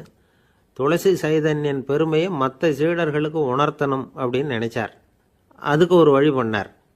ஒரு நாள் சீடர்களை எல்லாம் கூப்பிட்டுக்கிட்டு ஒரு காட்டு வழியாக போய்கிட்டு இருந்தார். அங்கே ஒரு பெரிய மலை அருவி கொட்டிக்கிட்டு இருந்தது. குரு சீடர்கள் பக்கம் திரும்பினார். இந்த மலையின் மேலே இருந்து அந்த படுபாதாளத்தில் குதிக்கிறதுக்கு உங்களில் யார் தயார் அப்படின்னு கேட்டார். ஒரு சீடனும் ஆய திறக்கலை, ஒதுங்கி நின்றுக்கிட்டாங்க. பின்னாடி மூட்டை முடிச்சோடு வந்துக்கிட்டு இருந்தான் துளசி சைதன்யன். அவனை பார்த்தார். தபாரப்பா, நீ மேலே இருந்து அந்த அருவியில் குதி அப்படின்னார். அப்படியே செய்கிறேன் சுவாமின்னா ஓடி போய் பொத்துன்னு குதிச்சுட்டான். அடுத்த கணமே குருநாதர் தன்னுடைய யோக சக்தியால் பறந்து போய் அவன் கீழே விழுந்துடாமல் தாங்கி பிடிச்சி கொண்டுக்கிட்டு வந்துட்டார். மற்ற சீடர்களுக்கெல்லாம் ஒரு மாதிரி ஆயிட்டுது. அடுத்தபடியாக என்ன பண்ணலாம்னு யோசித்தாங்க இவனை மாட்டி விடுறதுக்கு. ஒரு நாள் வெத்தலை அடிக்கிற ஒரு சின்ன உரலையும் உலக்கையையும் எடுத்து ஒளிய வச்சுட்டாங்க. சதமகர் சன்னியாசி இல்லை, அவர் வெத்தலை போடுவார். பல்லு சரியில்லை, அதனால் இடித்து தான் வெத்தலையை போடணும். திடீர்னு வெத்தலை பாக்கு கேட்டார். வழக்கமாக உரலில் இடித்து தர்றது தான் துளசியின் பழக்கம். உரலை தேடினா கிடைக்கல, என்ன பண்ணுறது? குரு கேட்டுவிட்டாரே, குரு சேவை தானே முக்கியம். என்ன பண்ணால் வெத்தலை பாக்க தன்னுடைய வாயில் போட்டு முன்னும் அதை எடுத்து அவர்கிட்ட கொடுத்துட்டான். குரு எதையோ படிச்சுக்கிட்டே அதை வாங்கி வாயில் போட்டுக்கிட்டார். துளசி இன்னைக்கு தாம்பூலம் நல்லா இடிக்கப்பட்டிருக்கு, ருசியாக வேற இருக்குது, அதை இடித்த பாத்திரத்தை என் கண்ணால் பார்க்கணும்னு ஆசையாக இருக்குன்னு விட்டார். அதை மட்டும் அனுப்பி போய் நீ வர வேண்டான்னு வேற சொல்லிவிட்டார். இதை கேட்டதும் துளசி தவிச்சு போயிட்டான். இவன் போகாமல் எப்படி வாயை மட்டும் அனுப்பி வைக்க முடியும்? இவன் தவிக்கிறத பார்த்ததும் மற்ற சீடர்களுக்கெல்லாம் மனசுக்குள்ளே ரொம்ப சந்தோஷம். துளசி கொஞ்சமும் யோசிக்கலை, வாழை எடுத்தான், தன்னுடைய தலையவே அப்படியே அறுத்து வெட்டி எடுத்தான். இன்னொரு சீடங்கிட்ட கொடுத்துட்டான், எடுத்துகிட்டு போன்னு சொல்லி. கொண்டுகிட்டு போய் குரு முன்னாடி வைக்கிறாங்க. அந்த தலையில் வாய் திறந்துருக்கு, வெத்தலை போட்டு முன்னு இருந்தது, தெரிஞ்சு போச்சு, சிவப்பாக இருந்தது. அவனுடைய குரு பக்தியை இப்போ எல்லாரும் ஒத்துக்கிட்டாங்க. அதுக்கப்புறம் குரு சதமகர் தன்னுடைய அற்புத திறமையினால் அந்த தலையை மறுபடியும் ஒட்ட வச்சுட்டார். துளசிக்கு உயிர் வந்துட்டுது. இப்படி ஒரு பெரிய கதை உண்டு. அதாவது துளசி சைதன்யன் அவனுடைய குரு பக்தி எப்படி அப்படின்னு கேட்டோம். ரொம்ப அபாரம் அப்படின்னு அந்த பையன் அடக்கமாக சும்மா விளையாட்டுக்காக தான் அப்படி அவங்ககிட்ட கேட்டோம். ஏன்பா உன்னுடைய குரு பக்தியை என்கிட்ட காட்டுறதுக்கு உன்னோட கழுத்தை நீயே அறுக்கணும்னு நான் சொன்னால் அதை நீ செய்வியா அப்படின்னு கேட்டோம். என்னுடைய கழுத்தை நானே அறுக்க வேண்டிய அவசியம் இல்லை சார் அப்படின்னா அவன். ஏண்டான்னு, அதே காரியத்தை தான் இனிமேல் நீங்கள் தினமும் செய்ய போகிறீங்களே சார் அப்படிங்கிறான். ஒரு ஆள் வேகமாக நடந்து போய்கிட்டு இருந்தான். அவன் வேகமாக நடக்கிறதுக்கு காரணம் வெயில் காலம், காலில் செருப்பு இல்லை, மணல் பாதை, அதுதான் வேகம். காலில் செருப்பும் இல்லாமல் கையில் குடையும் இல்லாமல் அந்த ஆள் வெயிலில் நடந்து போய்கிட்டு இருக்கிறான். அந்த சமயத்தில் இன்னொருத்தன் குதிரை மேலே ஏறி அந்த வழியாக வந்துக்கிட்டு இருக்கிறான். அவன் காலில் செருப்பும் இருந்தது, கையில் குடையும் இருந்தது. நடந்து போய்கிட்டு இருந்தவன் அந்த குதிரை ஆசாமியை பார்த்து கேட்டான், ஐயா, நீங்களும் குதிரை மேலே உட்காந்துக்கிட்டு போய்கிட்டு இருக்கிறீங்க, அப்படி இருக்கிறப்போ உங்களுக்கு அந்த செருப்பு என்னத்துக்கு? அதை எனக்கு கொடுத்து உதவலாமே அப்படின்னா.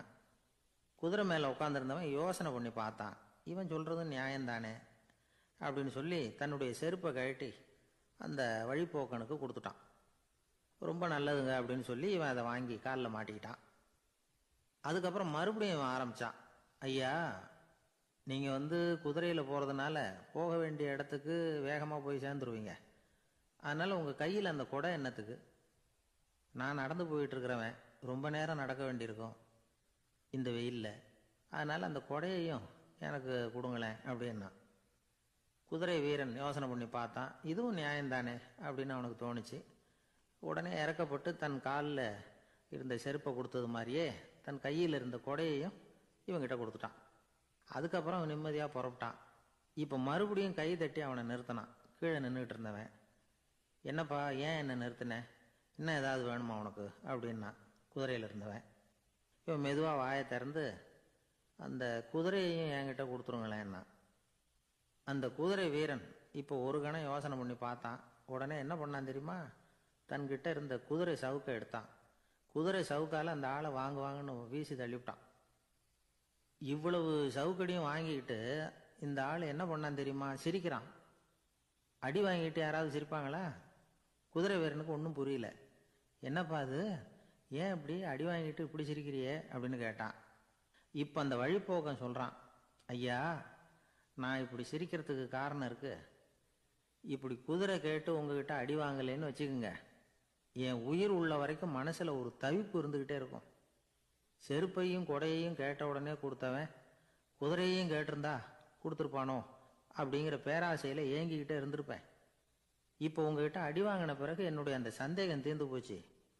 என்னுடைய ஆசைக்கு எல்லை எது அப்படிங்கிறத எனக்கு புரிஞ்சுட்டுது அப்படின்னு சொல்லிவிட்டு அவன் நடக்க ஆரம்பிச்சிட்டானான். ஆசைக்கும் எல்லை உண்டு அப்படிங்கிறத விளக்கறதுக்காக வாரியார் சுவாமிகள் சொல்கிற கதை இது. இந்த காலத்துலேயும் ஒருத்தன் அது மாதிரி கொடை செருப்போட குதிரையில் போய்கிட்டு இருந்தான். எதிரில் நடந்து வந்தவன், ஐயா, உங்கள் கொடையை எனக்கு கொடுங்களேன்னு கேட்டான். உடனே அவன் குதிரையிலேருந்து கீழே குதிச்சு அவனை சாட்டையால் அடிக்க ஆரம்பிச்சிட்டான். இன்னொருத்தர் அந்த வழியாக வந்தவர் இதை பார்த்தார். ஏன்பா, அவன் கேட்டான், உன்னால் முடியலன்னா இல்லைன்னு சொல்லிட வேண்டியது தானே, அதுக்காக ஏன் இப்படி அவனை போட்டு அடிக்கிறேன்னு கேட்டார். உங்களுக்கு விவரம் புரியாது சார், காலம் ரொம்ப கெட்டு போச்சு. கேட்டதை கொடுத்தேன்னு வச்சுக்கோங்க, இந்த குதிரையே என்னோடது, அவன் திருடிக்கிட்டு போகிறான் அப்படின்னு என் பேரில் புகார் கொடுக்க ஆரம்பிச்சிருவான் சார் அப்படின்னா. அது எப்படி அவ்வளோ உறுதியாக சொல்கிறேன்னு கேட்டார் அவர். ஏற்கனவே அது மாதிரி ஒருத்தன் பேரில் புகார் கொடுத்துட்டு தான் இந்த குதிரையை நான் தள்ளிட்டு வந்துக்கிட்டு இருக்கிறேன் அப்படின்னா. ஒரு வயசான அம்மா தெரு வழியாக போயிட்டு இருந்தாங்க. அவங்க கையில் எண்ணத்தையோ வச்சுக்கிட்டு அதை அடிக்கடி பார்த்துக்கிட்டே இருந்தாங்க. ஒருத்தன் மெதுவாக அவங்கக்கிட்ட போய் கையில் இருக்கிறது என்ன அப்படின்னு எட்டி பார்த்தா அவங்க கையில் 4 பல் இருந்துதான். இவன் ஆச்சரியமாக அந்த அம்மாவை பார்த்தான். ஏம்மா, உனக்கு என்ன பைத்தியமா? ஏது இந்த பல்? இதை என்னத்துக்காக கையில் வச்சுக்கிட்டு அலைஞ்சிக்கிட்டு இருக்கிற அப்படின்னு கேட்டிருக்கான். அதுக்கு அந்த அம்மா விவரம் சொல்ல ஆரம்பித்தாங்களாம். இதை பாருப்பா, எனக்கு ஒரு மகன் இருந்தான், அவனை ரொம்ப செல்லமாக வளர்த்தேன். அவனை தரையிலே நடக்க விடுறதில்ல, எப்பவும் தூக்கி வச்சுக்கிட்டு இருப்பேன். அவன் நல்லா பெரியவனாகி பள்ளிக்கூடம் போகிறப்ப கூட அவன் புஸ்தக மூட்டையை நான் தான் சுமந்துக்கிட்டு போவேன். பார்க்குறவங்க கூட கேலி பண்ணுவாங்க, ஏம்மா படிக்க போகிறது நீயா உன் பிள்ளையான்னு கேட்பாங்க. அவன் இன்னைக்கு எவ்வளோ பெரிய மனுஷன் ஆகிட்டான், வெளிநாட்டில் பெரிய உத்தியோகத்தில் இருக்கான். சமீபத்தில் இங்கே வந்துட்டு போனான். ஒரு நாள் ஏதோ கோபத்தில் என்ன அரைஞ்சுட்டான். அப்போ இந்த 4 பல்லும் கீழே விழுந்துட்டுது. இன்னமும் கூட விழுந்திருக்கும், ஆனால் பல்லு தான் இல்லை. என் புள்ள அரைஞ்சதுனால விழுந்த பல்லு இல்லையா அது, அதனால் இதை எப்பவும் என் கையிலேயே வச்சுக்கிட்டு ஆசையோடு பார்த்துக்கிட்டு இருக்கிறேன். அவன் தான் வெளிநாட்டுக்கு போட்டான், அவனை பார்க்க முடியாத ஏக்கத்தை நான் இந்த பல்லை பார்த்து போக்கிக்கிறேன் அப்படின்னு நாங்களாம் அந்த அம்மா. இந்த கதை எதுக்காகன்னா, தாய் அன்பு அப்படிங்கிறது எப்படிப்பட்டதுங்கிறத புரிஞ்சுக்கிறதுக்காக. கல்யாணம் ஆனதுக்கப்புறம் தாயை மறந்து விடுறவங்க எத்தனை பேர் இந்த உலகத்தில்? அவங்க காதில் வேணுங்கிறதுக்காக தான் இந்த தகவல். ஆனால் ஒரு விஷயம் மட்டும் நல்லா புரிஞ்சுக்கணும், தாயை மதிக்க தெரிஞ்சவங்க தான் இன்றைக்கி வந்து வாழ்க்கையில் எல்லா விதத்துலேயும் முன்னுக்கு வந்திருக்கிறாங்க. வேணும்னா விசாரித்து பார்த்துக்குங்க. இன்னொரு அம்மா இருந்தாங்க. அவங்க தினமும் ஒரு கோயிலுக்கு வருவாங்க. சாமியை பார்த்து, கடவுளே நான் இறந்து போனால் நரகத்துக்கு போகணும் அப்படின்னு வேண்டிக்குவாங்களாம். எல்லோரும் சொர்க்கத்துக்கு போகணும்னு தானே கடவுள்கிட்ட வேண்டிக்குவாங்க. இந்த அம்மா தினம் வந்து நான் நரகத்துக்கு போகணும் அப்படின்னு வேண்டிக்கிறாங்க. அங்கேருந்து அர்ச்சகருக்கு இது சந்தேகம். ஒரு நாள் அதை நேரடியாகவே அவங்கக்கிட்ட கேட்டுவிட்டார். அதுக்கு அந்த அம்மா பதில் சொன்னாங்களாம், ஐயா, எனக்கு கல்யாணம் ஆகி ரொம்ப நாள் வரைக்கும் குழந்தை பாக்கியம் இல்லாமல் இருந்தது. கோயில் குளம் எல்லாம் சுற்றி வந்தேன். ரொம்ப நாள் கழித்து ஒரு குழந்தை பிறந்தது, ஆண் குழந்தை.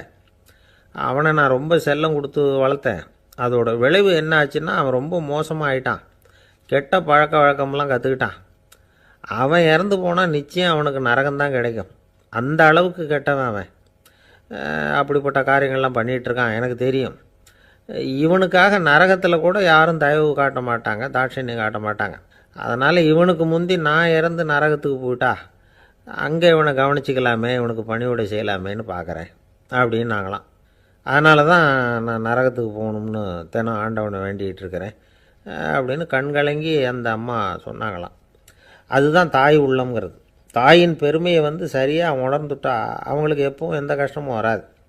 இது ஏதோ உபதேசத்துக்காக சொல்கிற வார்த்தை இல்லை, உண்மையான வார்த்தை.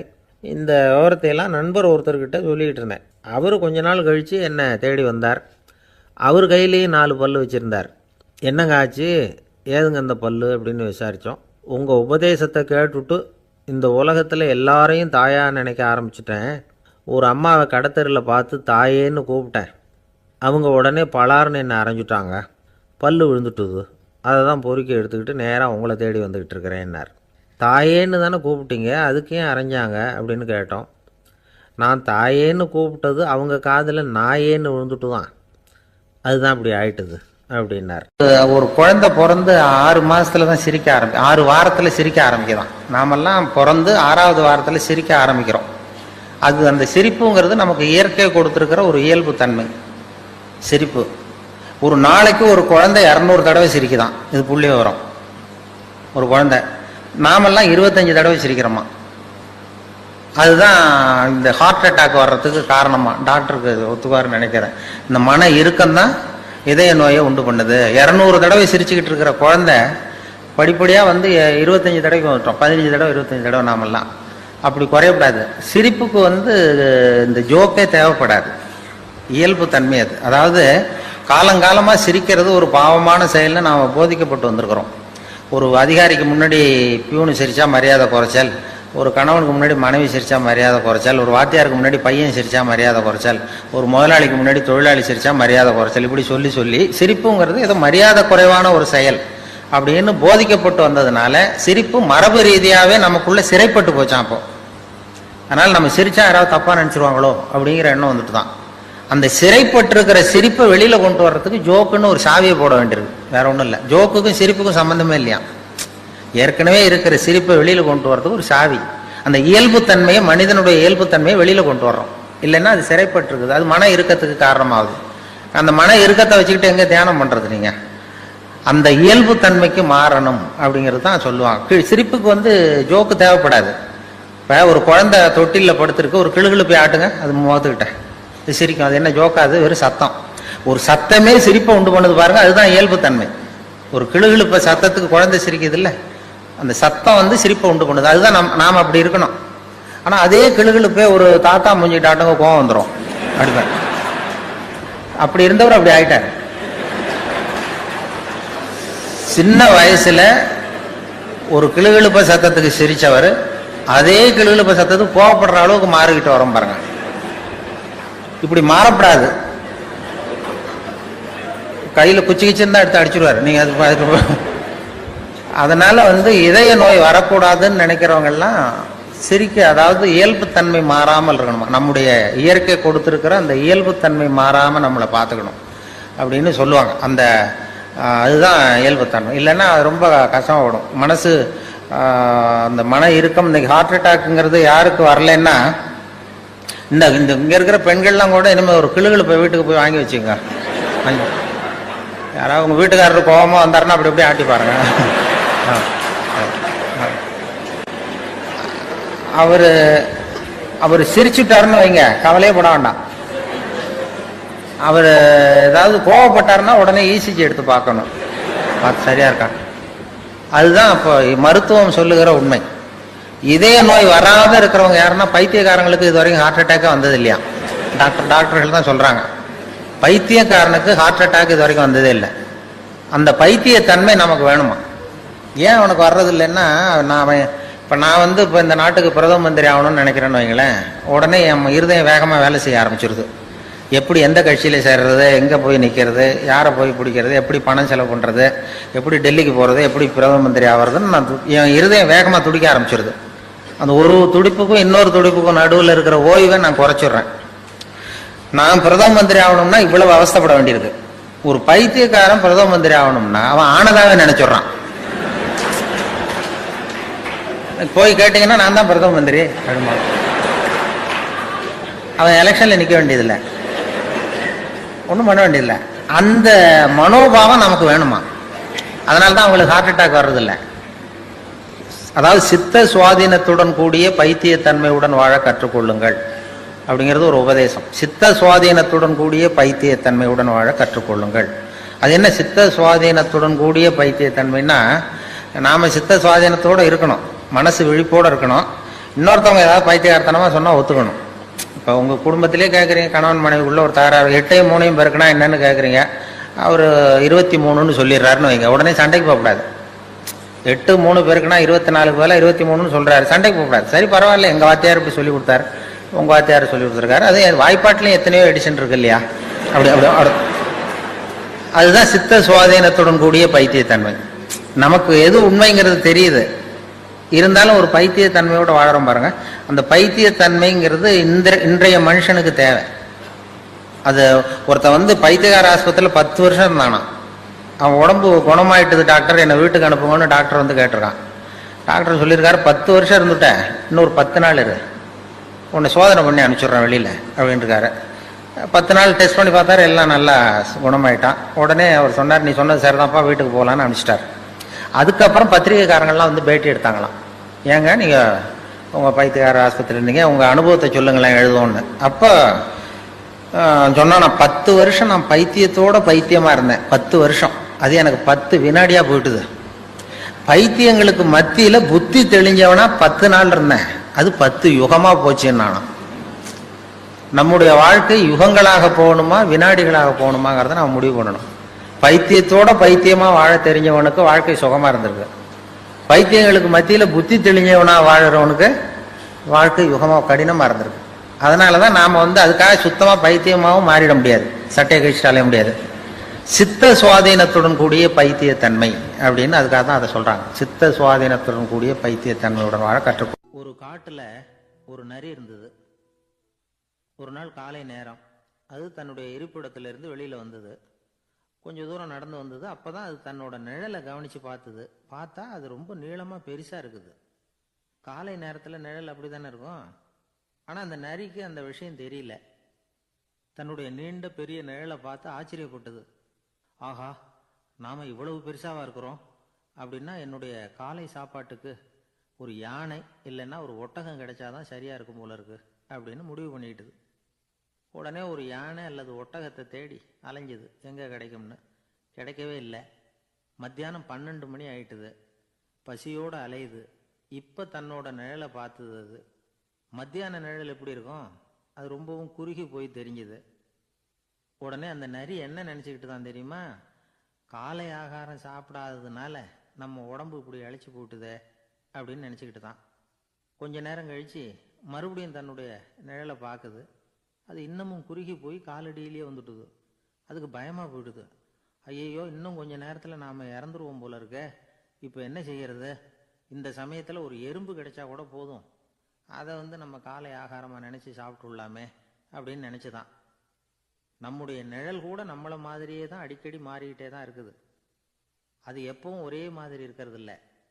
மனிதனுக்கு ஏற்படுகிற தன்முனைப்பு இருக்கு பாருங்க, ஈகோ, அது கூட ஒரு நிழல் மாதிரி தானா. அப்படி நினைக்க ஆரம்பிச்சுட்டா அதனால ஏதும் பிரச்சனை வராதான்.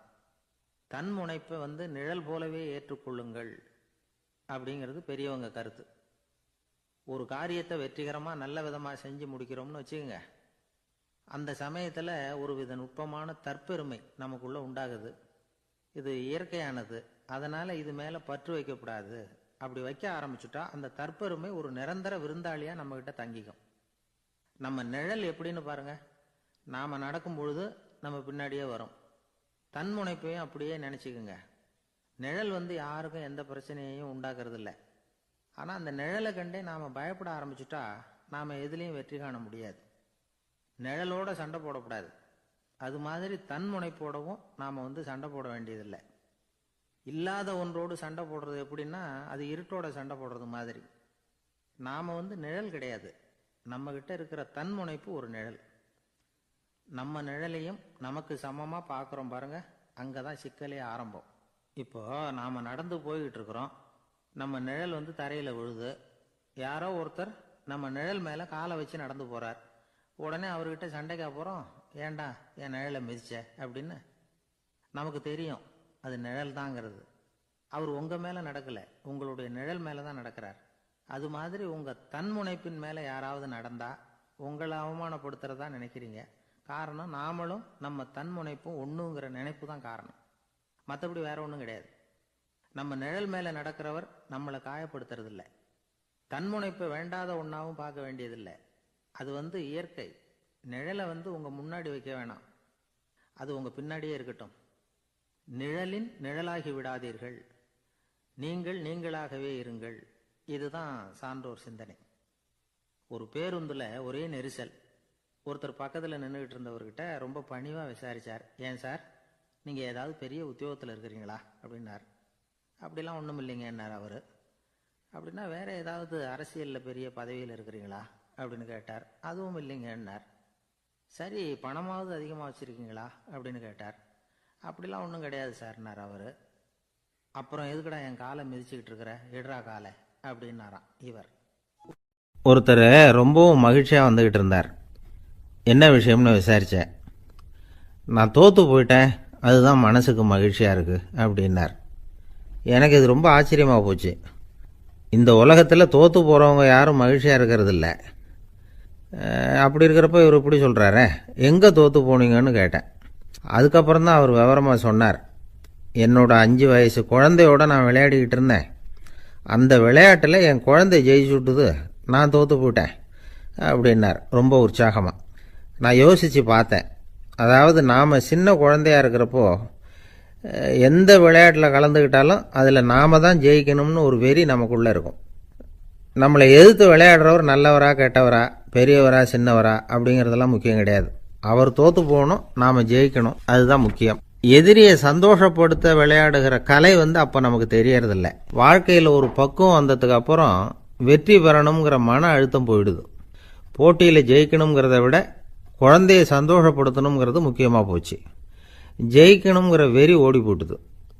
ஒரு குழந்தையாக இருந்தப்போ நம்ம வளர்ச்சிக்கு உதவிய வெறி பெரியவனானதுக்கு பிறகு நமக்கு எதிரியாக மாறுது. அதை சரியான சமயத்தில் நாம் புரிஞ்சுக்கிட்டோம்னா போதும், நாம் பொழைச்சிக்கலாம். ஒவ்வொரு மனுஷனுமே வாழ்க்கையோட அடுத்த கட்ட வளர்ச்சியில் அடி எடுத்து வைக்கிற நேரத்தில் தன்கிட்ட இருந்து ஏதோ ஒரு குணத்தை அல்லது தன் குணம் இருந்த ஏதோ ஒரு உறவை நாம் இழக்கத்தான் வேண்டியிருக்குது. ஒரு கட்டம் வரைக்கும் உதவியாக இருந்த குணம் அடுத்த கட்டத்துக்கு தடையாக கூட மாறிடலாம். இந்த பரிமாண மாற்றத்துக்கு உள்ளாகிற ஒவ்வொருத்தரும் பிரத்யட்சமாக இதை உணர்றாங்க. ஆனால் பல பேர் எப்படின்னா, பழசை திறந்துவிட்டு புதிய கொள்கைகளை உருவாக்கிக்கிறதுக்கு இஷ்டம் இல்லாமல் இருந்துடுறாங்க, அல்லது அப்படி செய்ய முடியாமல் தவிக்கிறாங்க. இதையெல்லாம் மீறி அந்த பழசை திறந்துட்டா அதை இழந்ததால் உண்டாகிற மன அழுத்தம் சில காலத்துக்கு வருத்திக்கிட்டு தான் இருக்கும், வேறு வழி இல்லை.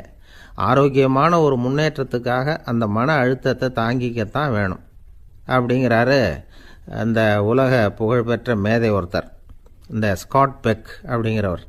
பிறந்த நாள் முதல் இதுதான் சரி அப்படின்னு கற்பிக்கப்பட்டு வந்த ஒவ்வொரு தத்துவத்தையும் தங்களுடைய வளர்ச்சிக்கு தகுந்த மாதிரி மாற்றி அர்த்தப்படுத்தி கொள்ள முடியாமல் வாழ்க்கை சூழலில் அப்படியே அரைப்பட்டு தூளாகிறவர்கள் தான் ரொம்ப தவிக்கிறாங்களாம். இதுதான் அவருடைய கருத்து. பெரும்பாலும் மனிதர்களுடைய நடுத்தர வயசில், அதாவது 30 தாண்டுகிற